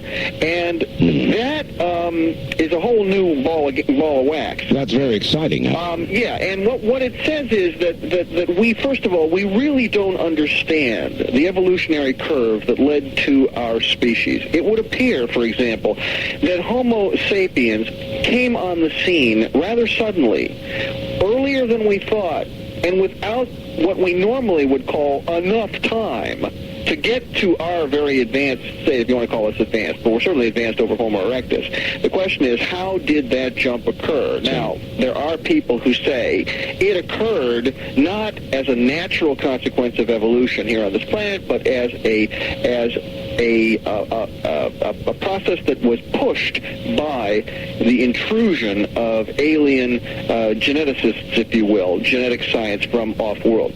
Now, that, again, I come back to this concept. We're talking now, we're way out on the lunatic fringe of UFO research. I admit that. I think that we have very little evidence in support of this, but at the same time, we have huge conundrums that have no easy answer. Is it possible that Homo sapiens is, at least in part, the product of genetic engineering? And the answer there is, well, doggone it, just maybe the answer is yes, and we have to take that seriously. Now, for example, we go back to the Sumerians, as I talked earlier. I'll tell you something, Michael. 100 years ago, we'd have burned you for that. Yes, indeed. And, 100 years from now, they might burn us for that. They might. We are facing there's a very serious religious challenge here, Art. All right, there are also a million calls, Michael. We've got to get to them. On the wild card line, you're on the air with Michael Lindemann. Hi. Yeah, it's KFBR Fairbanks. Fairbanks, Alaska. Yes, sir. Yes, I'm wondering if maybe the Sphinx had eroded during the Great Flood of Noah's day, and if maybe or not the people are being prepared for what the Bible calls a strong delusion, where when the Christians are raptured, perhaps people will be told that UFOs took them. All right. Thank you. Want to tackle that one, Michael? Well, I will say this. Not only the Christian religious tradition, but other religious traditions around the world point to this time, or a time very near this time, as a time of tremendous upheaval and tremendous change. It is one of the great curiosities of prophecy from around the world. Yes. That this is a time that the prophets pointed to. And it is possible to interpret the rapture that is described in John's Revelation as possibly an alien event or a UFO event. Now, I realize the Christians don't want to interpret it that way. This is a pre-recorded, previously broadcast I'm not taking issue with that. But I will say that we may see some extraordinary occurrences in the years ahead, and for some people of religious conviction, it will have the appearance of the fulfillment of prophecy. Boy. All right, on the wild card line, you're on the air with Michael Lindemann. Hello. Hi, Art. Kevin, KEX, Portland. Portland, yes. Yeah, Mike, I heard when Art described your biography that you went to divinity school at Berkeley. That's correct. And I was just wondering, like the last caller, a little bit more on your perception of how this relates with, I don't know what religion you are or anything else, but how this relates with your morality if you could just delve into that a little bit. All right, or your theological background. What kind of clash has occurred for you there personally, Michael? Well,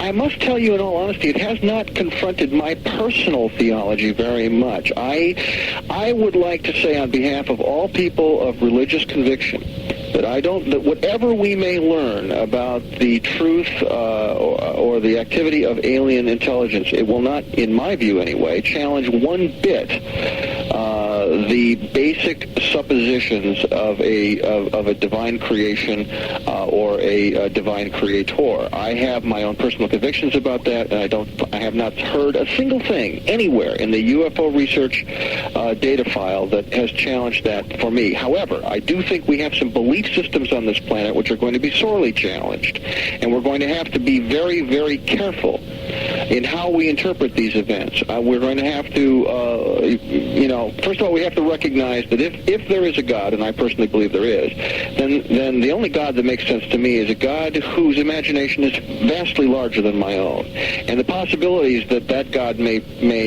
bring forward are possibilities which dwarf my capacity for understanding it. I do not want to stand up and say, that can't be because my God would never do such a thing. Michael, could we be chasing our Creator? We could be in a sense.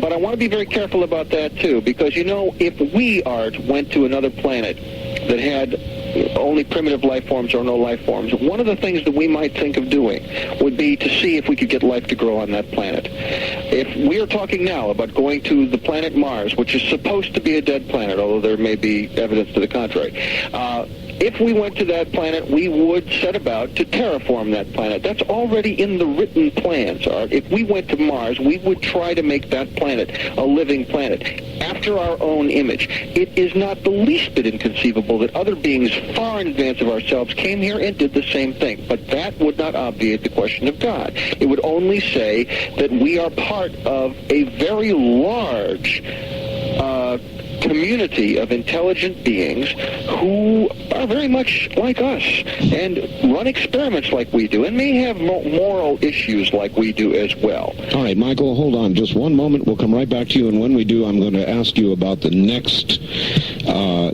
to me, obvious question with regard to Mr. Richard Hoagland. His discoveries not just on Mars now, but on the moon as well, with some remarkable photographs. But back now to Michael Lindemann. Michael. Yes, sir. Richard Hoagland. I've been in close contact with him lately. Mm-hmm. Some incredible discoveries on the moon. I know that you have a computer. I don't know if you've seen any of the gift pictures of the moon structures yet, but if you have, what are your comments? Well, I had the pleasure of seeing Richard's presentation in Los Angeles a few weeks ago. So I've seen his photos. I want to say, first of all, I think Richard is a real pathfinder. He's a real groundbreaker. I don't agree with everything he says, but I have respect for his courage in bringing forward these ideas. I think his basic concepts about the face on Mars are pretty well established.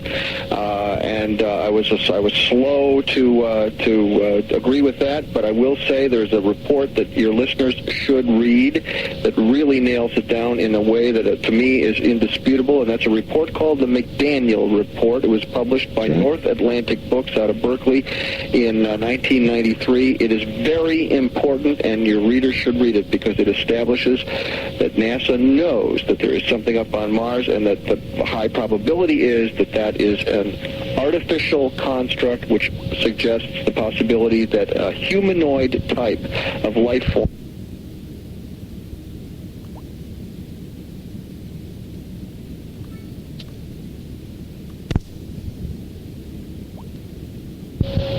Richard Hoagland's analysis there, of course, is nowhere.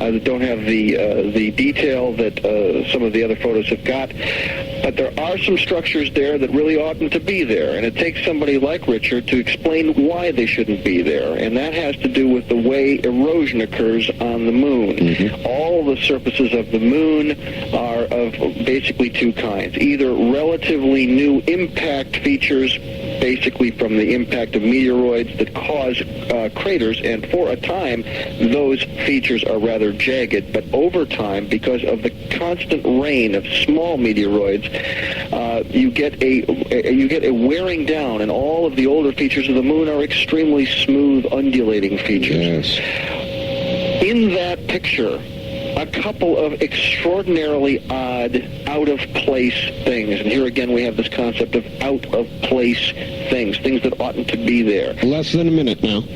Okay, well, we're talking about especially the one most impressive to me, and I think to others, is the so-called shard, a tower of rock which rises straight off the surface of the moon to a height of almost 5 miles. That's right. We've never built anything that big, Art. We have no idea how, and the thing, if it is a thing, as it appears to be in several photographs taken from several different spacecraft at several different times, if it's really there, then it is most unusual. It shouldn't be there, and we have to ask, where in the world does such a thing come from? And why? All right, stand by. We'll come back to you right after the break at the top of the hour and try to get to more calls this next hour. My guest, Michael Lindemann. You're listening to Dreamland on the CBC Radio Network. For what you think during our local talk radio programming, call star 102. But due to satellite transmission problems, Talk Radio 102 FM presents a previously recorded Art Bell Dreamland program.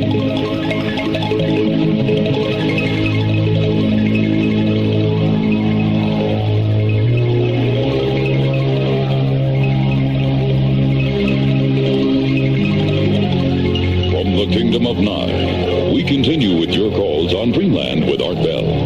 Call Art now toll-free at 1-800-618-8255. 1-800-618-TALK. First-time callers, area code 702-727-1222. 702-727-1222. Or the wildcard line at area code 702-727-1295. 727-1295 in the 702 area code. Now again, here's Art Bell. Now again, I'm here. So is Michael Lindemann. Here's the facts. Art, great show. Thanks to both you and Michael. ETs, UFOs, really, Art. I've told you the Bible is full of this info. And of course, the rapture will simply be a massive beam me up Scotty.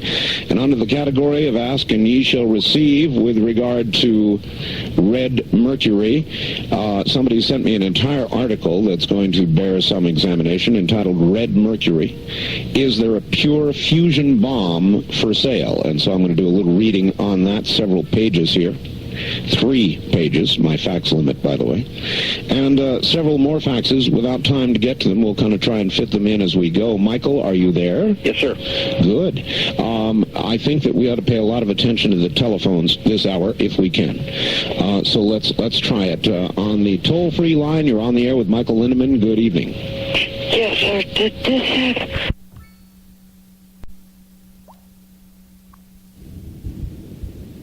So let's try it. On the toll-free line, you're on the air with Michael Lindemann. Good evening. Yes, sir. Did this have... I'm from Wisconsin.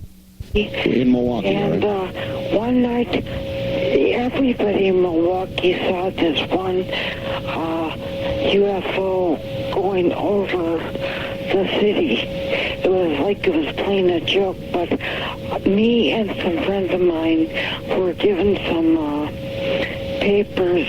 Do you remember Stephen Schwartz's experiments with the Navy? When did you see this UFO? 72 or 73, I think. All right. And you say everybody in Milwaukee saw it? Was it? Yes, they were all talking about it on the air, and because I remembered how Dr. Heineck told us how to judge how far it was by our thumb. All right. By holding your thumb up, I guess, huh? Michael, there have been a lot of sightings like this, like the one she talked about in Milwaukee, where massive numbers of people have seen something. Is that part of the great body of evidence that leads us toward the inescapable conclusion that they are here? Well, Art, I would have to say it is. It's very interesting. First of all, for this caller to just to know, I was born and raised in Milwaukee, Wisconsin. Sad to say, I left in 1967 and didn't hear about the great Milwaukee UFO sighting of 1972. So if she has any newspaper clips, I'd love to have them.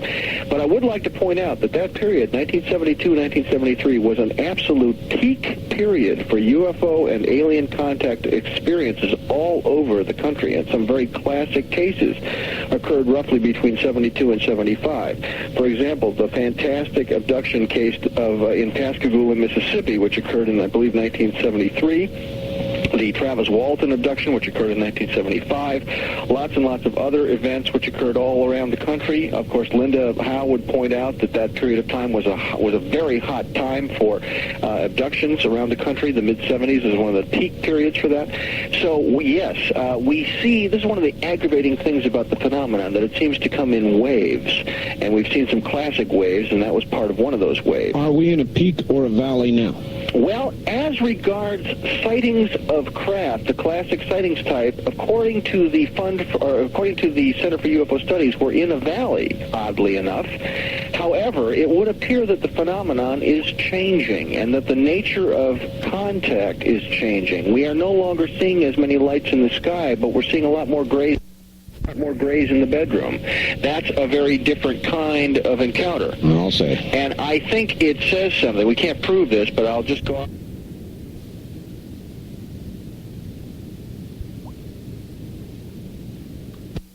They have to do something. But second of all, I think the aliens have something to do with it. They are modulating a process. And I think that they have shown us lots and lots of lights in the sky for a couple of decades. Back in the 60s, it was very unpopular to even mention that there might be somebody on board, for crying out loud. You were a bit of a lunatic, even in UFO research, if you said, well, what about the people who are driving the thing? And that has, of course, changed a lot. But it wasn't until the mid-70s that we started to get comfortable with that. And now, of course, come mid-80s, we're comfortable with the idea, well, comfortable is not quite the right word, but at least we're getting used to the idea that there may indeed be beings who are coming and meeting us, experimenting with us, if you will. We are conversant with the idea. In other words, because of all the programs, sightings, contact, the one coming on Roswell, programs like that, we're beginning to get to be conversant with regard to the idea. That is correct. All right. Wildcard line, you're on the air with Michael Lindemann. Hi. Good evening, Art. John from Richland. Richland, Washington. Yes, John. The facts on Red Mercury, I just sent you that. Oh, great. Thank you. What I wanted to say was it's a cheap man's way of making neutron bombs, and the stuff really does exist.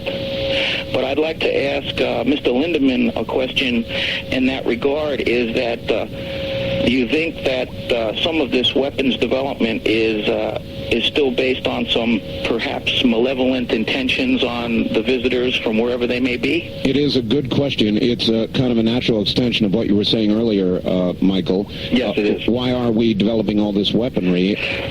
Right. And if they're warm, fuzzy little guys... Well, let me not be as saying they're warm, fuzzy little guys. I didn't say that, and I'm not sure that's true. I would say there's a diversity of types probably present, and that some of them don't pose a threat, but some of them possibly do pose a threat. Certainly back in the 1940s and early 50s, our government, that is to say the secret faction that was dealing with this information, was quite convinced that we were dealing with some kind of an invasion, and they wondered if there was a military response. They tried a few tests to see if there was a military response, and they quickly learned that if we approached the subject in a military fashion, we would get blown out of the sky. There was really no contest.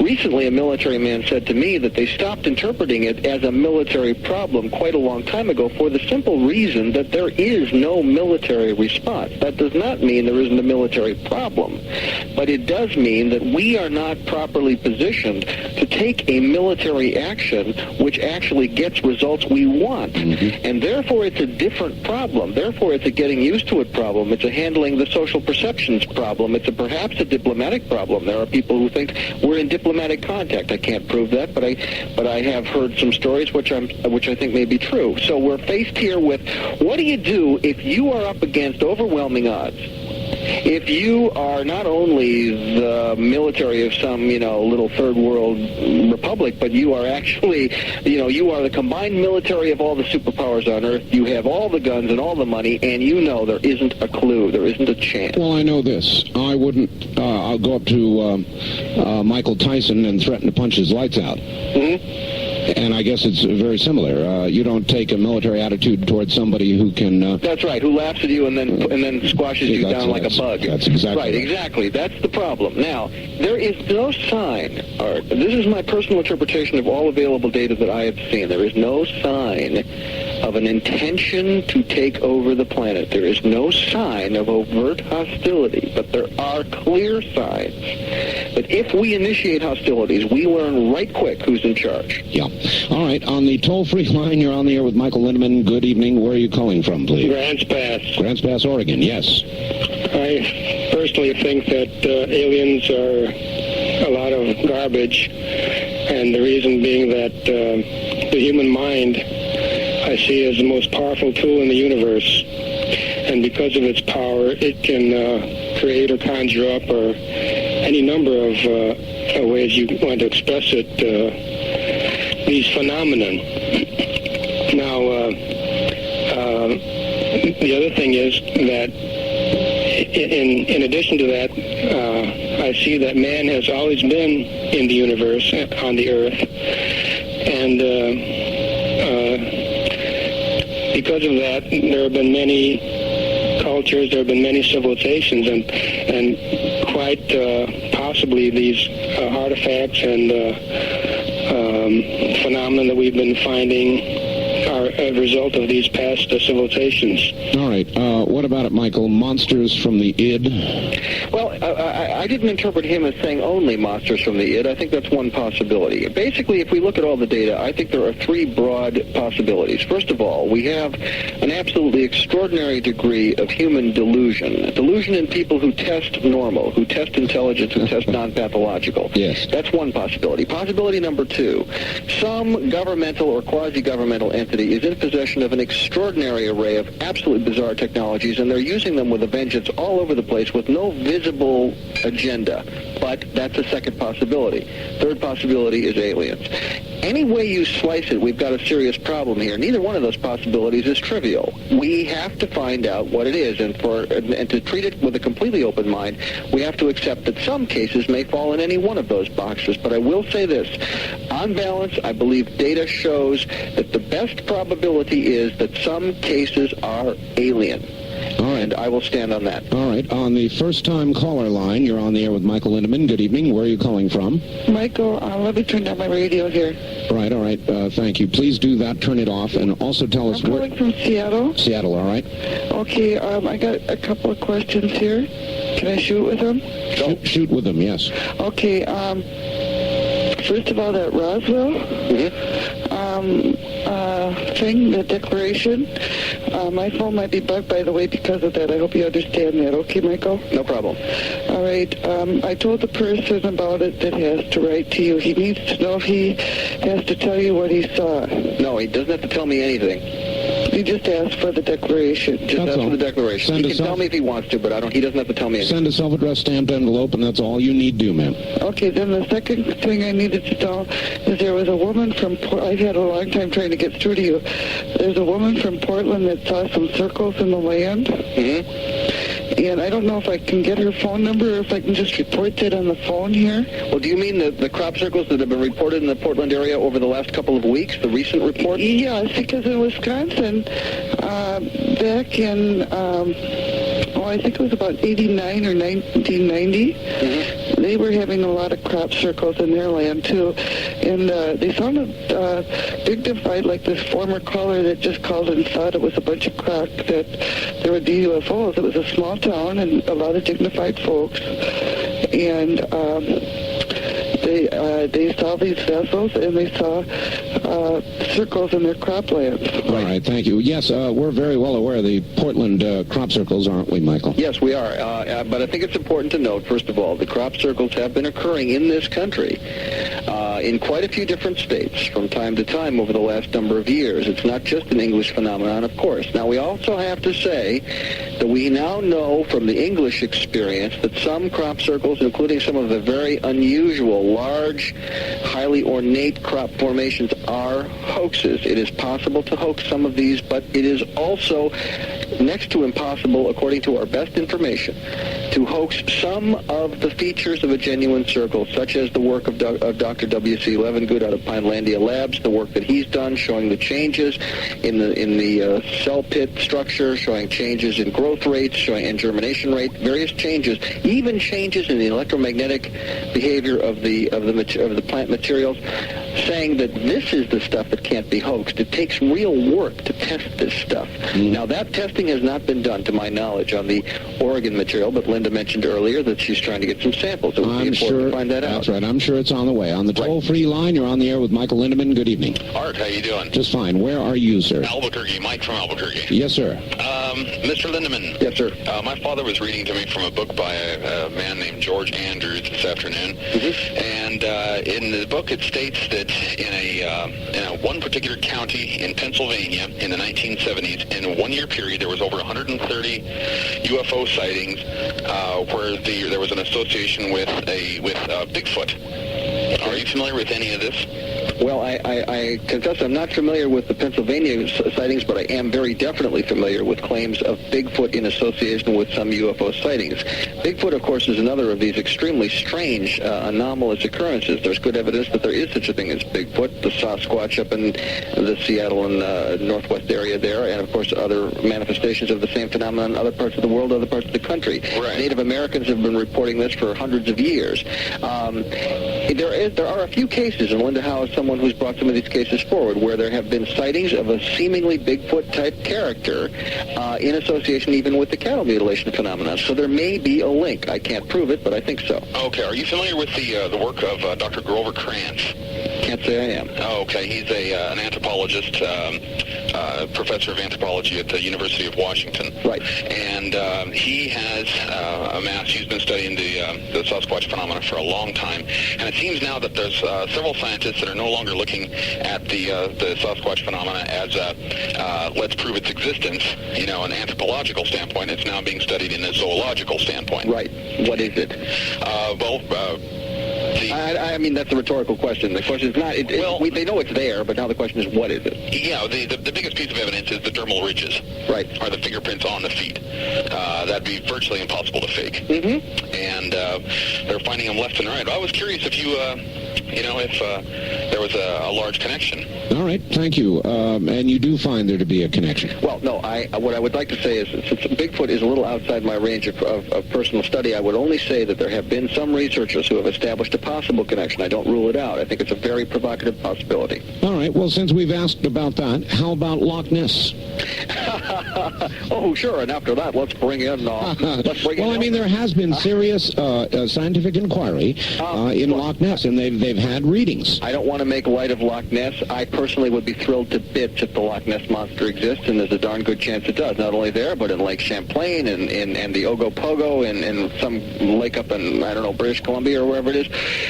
It is absolutely likely, Art, that there are lots of bizarre life forms on this planet that we haven't found. Every now and then something washes up on a beach on some shore of some ocean. We find with it a whole new class of whale or a whole new class of squid or some other creature we've never seen before. Eels 100 feet long. It's quite possible. I'm not sure, however, that there is any established connection between Loch Ness and UFOs. All right. On the wild card line, you're on the air with Michael Lindemann. Hello, where are you? Yes, this is Dan from the University District in Seattle. Hi, Dan. Hi. And, Michael, it's been a few months since I've talked to you, but I was the one who called about asking questions about the reptilians a few months ago, and you were very kind and gracious in giving me your time on that information. I'm wondering, have you ever exchanged information with Mark McCandlish? Yes, in fact, we had an interesting exchange on this very show a couple of months ago. I must have missed it then, because I was very fascinated. Well, actually, caller, that's what led to the McCandlish appearance on this program. I see. Okay. Yeah, I thought he had a lot to say, and I'll go ahead and hang up, and I wonder if you could just say a few words about his information on UFO technology. All right, we'll do that. Michael, hold on just one moment. Michael Lindemann is my guest. We'll be right back. For those of you who are having a hard time hearing it or straining to hear it on some distant radio station, my advice would be to call your local radio affiliate, the local radio station in your area, and inquire about Dreamland. And toward that end, if you would like assistance, let me give you our network telephone number, and they will give you assistance in trying to get Dreamland on your radio station. It is area code 503-664-8829. Now, do not call it now. Call it beginning Tuesday during the business week. That's area code 503-664-8829. Michael, are you there? Yes, sir. Not a lot of time before the bottom of the hour. Let's try a quick call on the toll-free line. You're on the air with Michael Lindemann. Hello. Yes, this is Tom from San Diego KOGO. Hi, Tom. Hi, I am an ESP researcher, and of course I'd like to have a couple questions with Mr. Lindemann.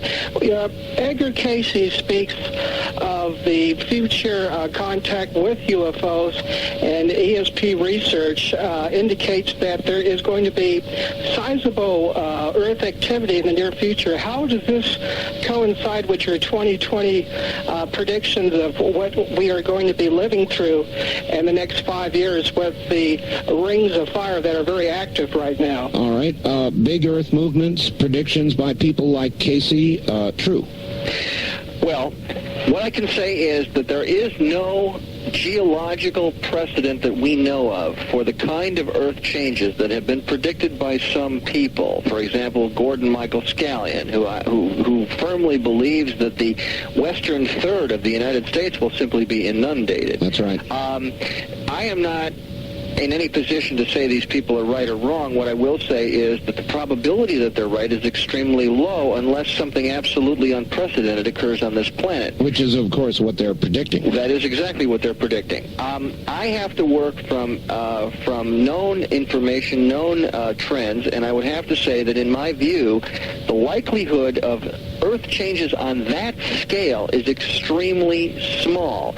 On the other hand, we know that the West Coast is a sitting duck for major earthquakes. No question. I live in Santa Barbara. I'm going to move. I tell you, I think this area is in for some serious seismic activity. All right, Michael, very quickly, about a minute left. UFO Technologies, going back a call. He wanted your comment on Mark McCandlish and some of what he has to say. Actually, I'd like to comment on that in some length, so let's do it after the break, but I will say very briefly, Mark has alerted me to two important things. Number one, that it is quite probable that our government is in possession of what he refers to as alien replication vehicles, if we can say more about that, and he has alerted me to a new generation of lighter-than-air aircraft that we have built, which have nothing to do with alien technology, but which are mistaken for UFOs, and in particular for the very large diamond, or not diamond, but triangular-shaped UFOs sighted in the western states. It may very well be that this is a lighter-than-air conventional technology. I would believe that because it certainly would fit the one sighting that I've had. We will also give you the address again. Get a pencil for the Roswell Declaration when we come back. So get a pencil and a piece of paper and get ready. This is the CBC Radio Network in Dreamland. You're listening to Dreamland on Talk Radio 102 FM.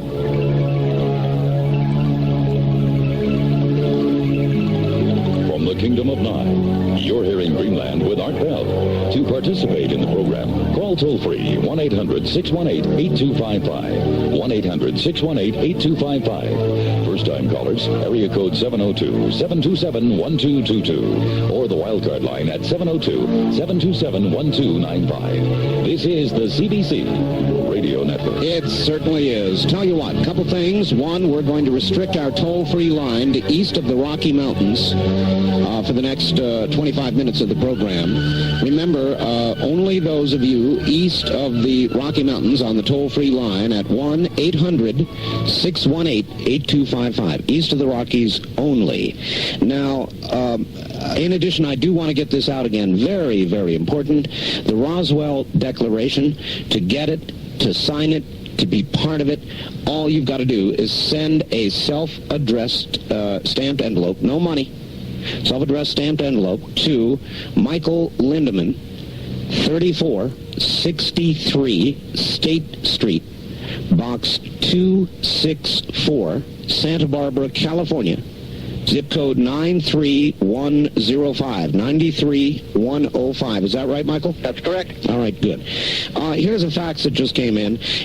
When Michael Lindemann mentioned the newly discovered age of the Sphinx, he must have been referring to the show broadcast a few months ago called The Mystery of the Sphinx. In the show, it was also reported that a new chamber had been discovered at the base of the Sphinx, as had been predicted by Casey. Unfortunately, the process of getting permission to open that chamber was being met with resistance from the Egyptian bureaucracy. Please ask Michael if he has any information on whether there's been any progress in this area. Well, I'm glad your listeners informed. That is everything he said is true. Unfortunately, I do not have an update. I am in touch with some people who are monitoring that situation very closely, and I would like to, check with them and perhaps comment on that next time you and I talk, Art. And you could even pass it along to your audience if I'm not on the program. But right now, I'm not aware of any progress, and the person who faxed it is absolutely correct. The Egyptian government is very much resisting this. Now, there's a reason for this. It's not just a question of whether you just go digging in Egyptian soil without permission. It is a... That could... I mean, in fact, the Egyptian government may be receiving pressure from other governments much more powerful than itself. Because if they open that chamber and break loose a library of information that is more than 10,000 years old, there is no telling how many sacred cows will get butchered over that. All right, well, we'll stay in touch on that issue. On the toll-free line, you're on the air with Michael Lindemann. Hello. Hello, Mr. Lindemann. This is Todd in SeaTac. You've made repeated reference to Zecharia Sitchin and his work, The 12th Planet, yes, where he states that the ancient Sumerian tablets, of which they've found thousands, state that the Nephilim, as they're called, came to Earth and genetically engineered Homo sapien from Homo erectus. How do you feel about Mr.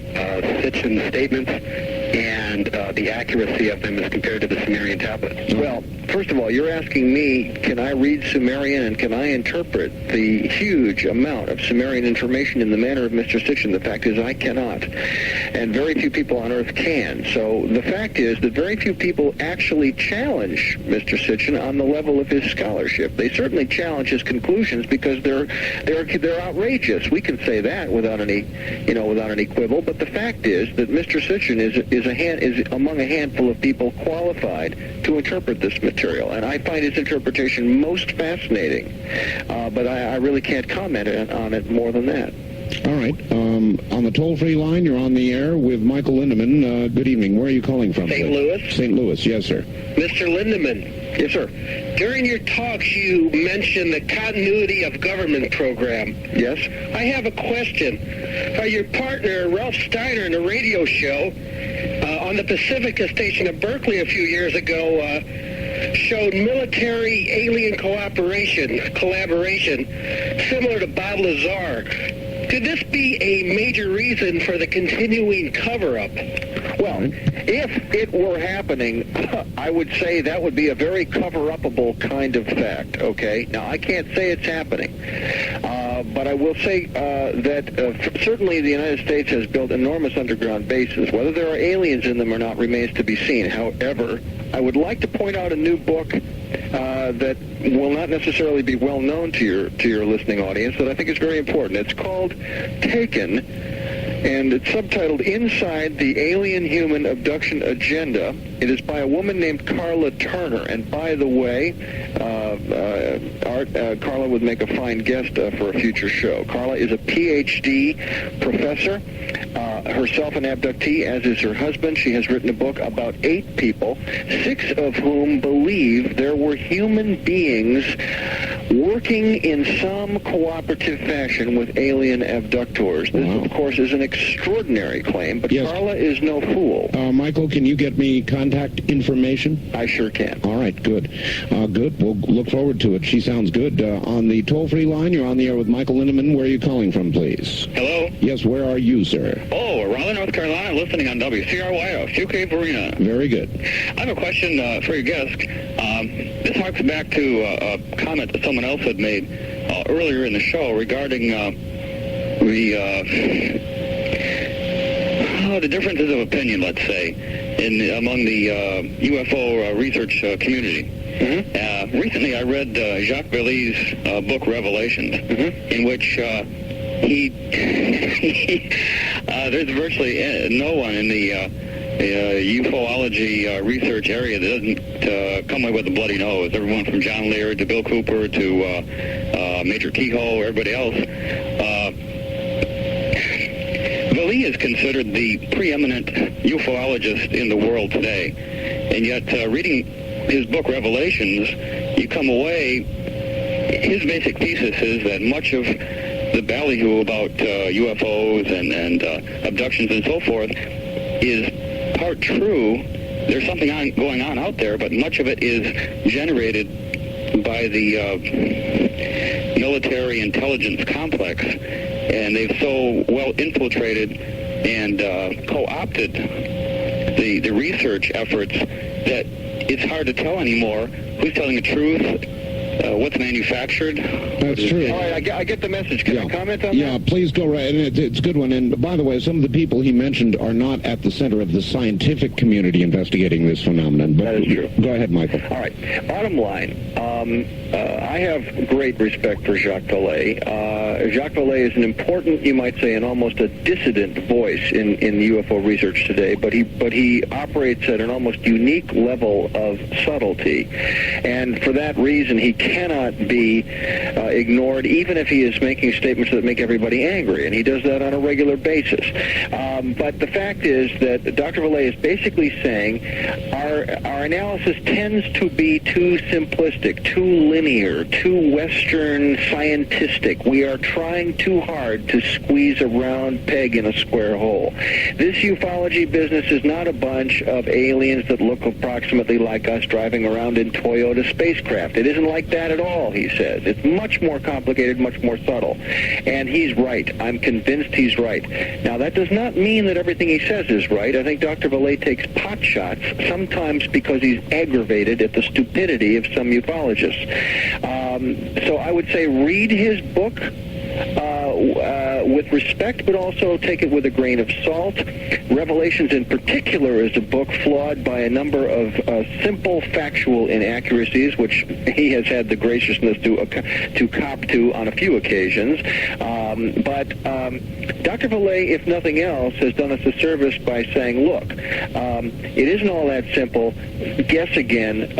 And he's also pointed out that there may be a control system operating in which the aliens themselves are manipulating our perception of who they are. Mm-hmm. And the caller also pointed out that the military has made such a hodgepodge out of the various situations that it's hard to tell who's telling the truth and who isn't. There's no question that that statement is true. Indeed, that is the very nature of disinformation. Jacques Vallée is right when he says that the whole field is loaded from top to bottom with deception. That deception is coming from at least 3 places.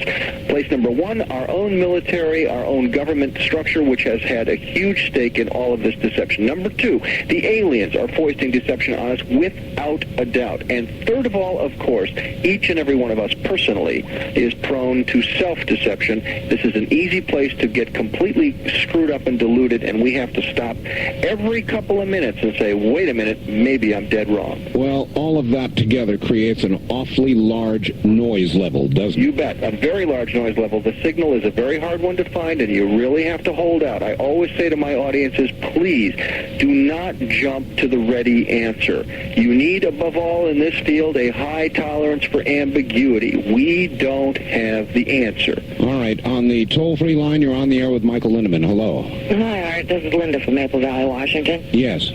My question is for Michael, is it possible that this wave is because it takes them such a long time to get here and get back? And what does he think about different dimensions? All right. Well, the question of dimensions is an important one. It raises all kinds of philosophical as well as physical science level questions that I'm not prepared to answer.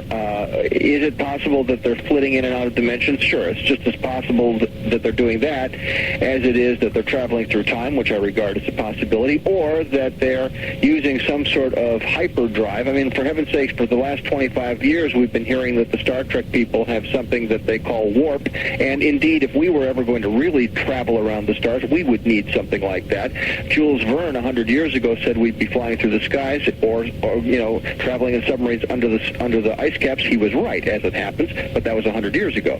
Now, are we going to come up with this technology? Maybe. Have they come up with it? Quite probably. Does it take them a really long time to come from star A to here? I doubt it. I don't think we would see the numbers we see if it was really a matter of them traveling years and years and years to get here. I think that is extremely improbable.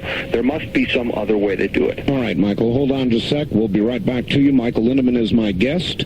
Still time to get in if you would like to try. I know the lines are awfully clogged, but be patient. You will get through.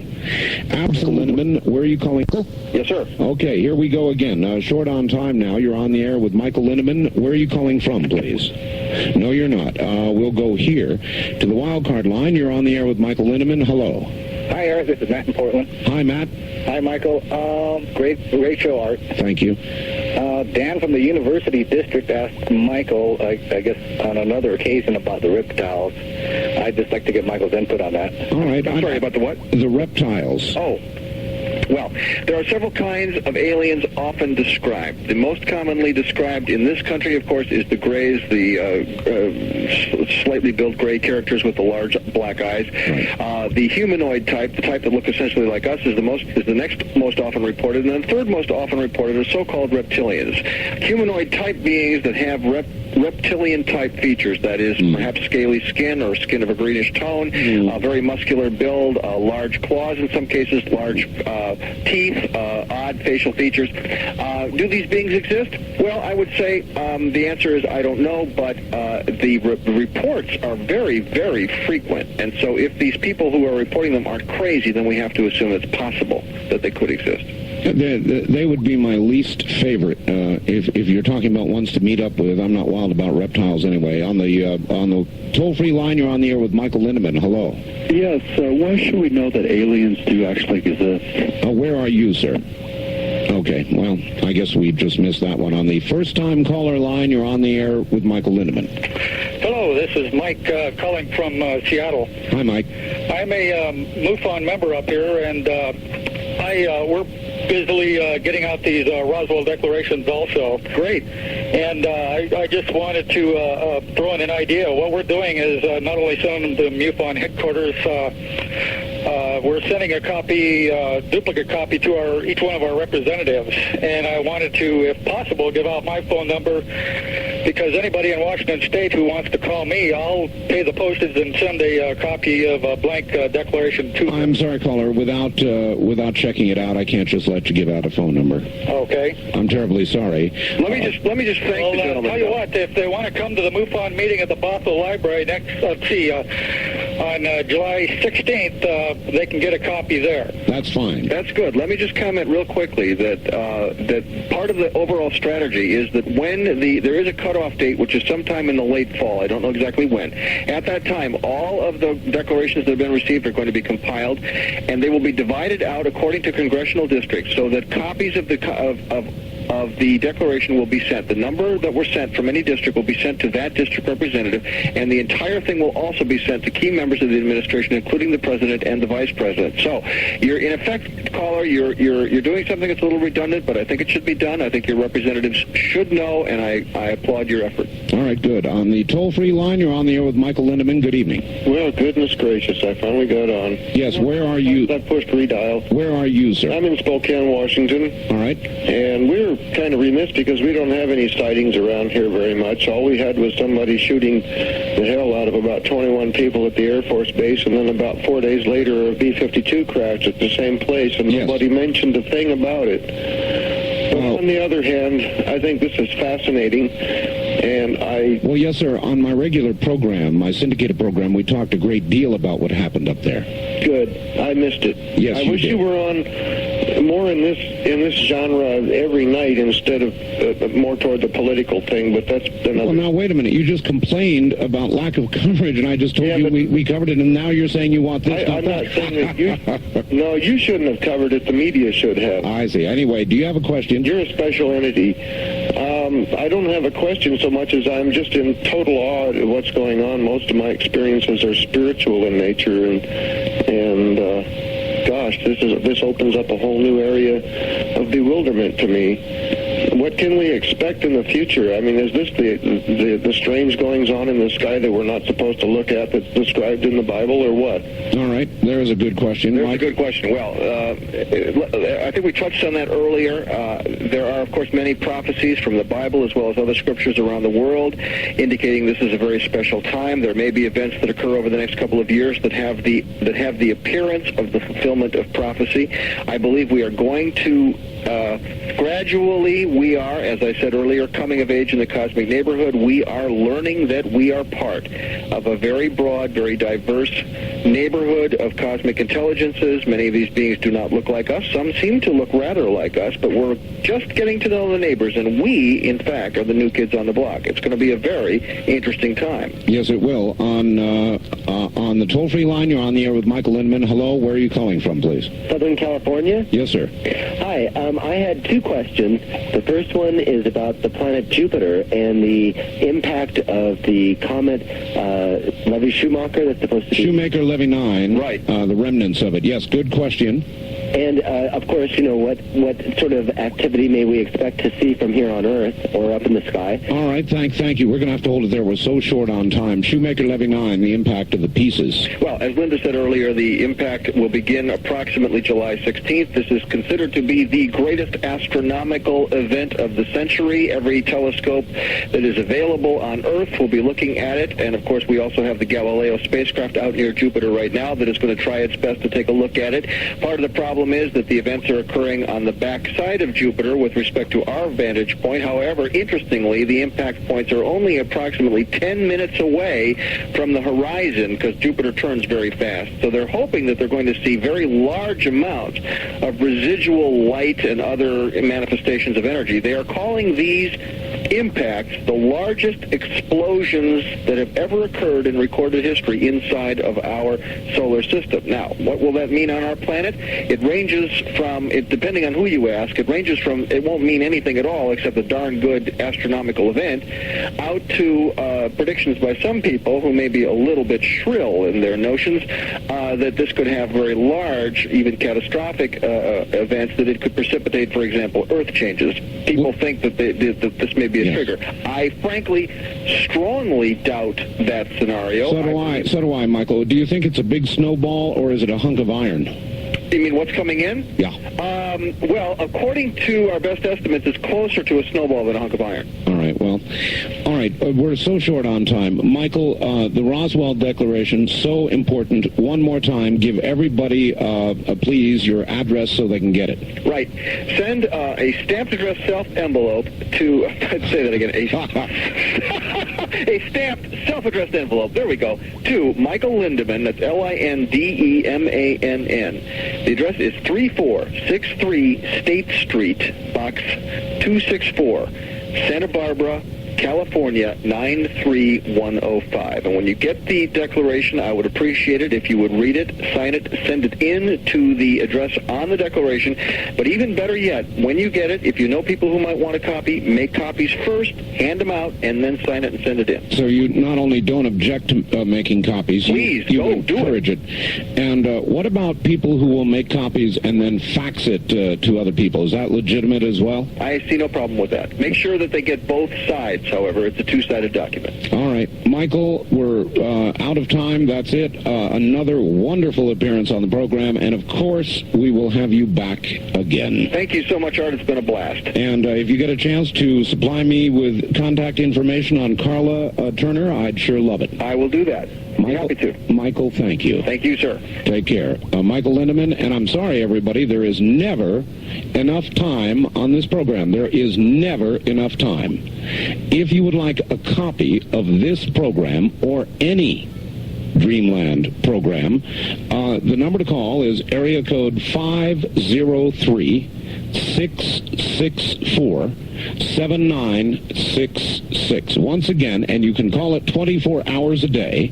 The magic number is area code 503-664-7966. They will get you a copy of any Dreamland program we've done since the inception. Thank you all. Good night.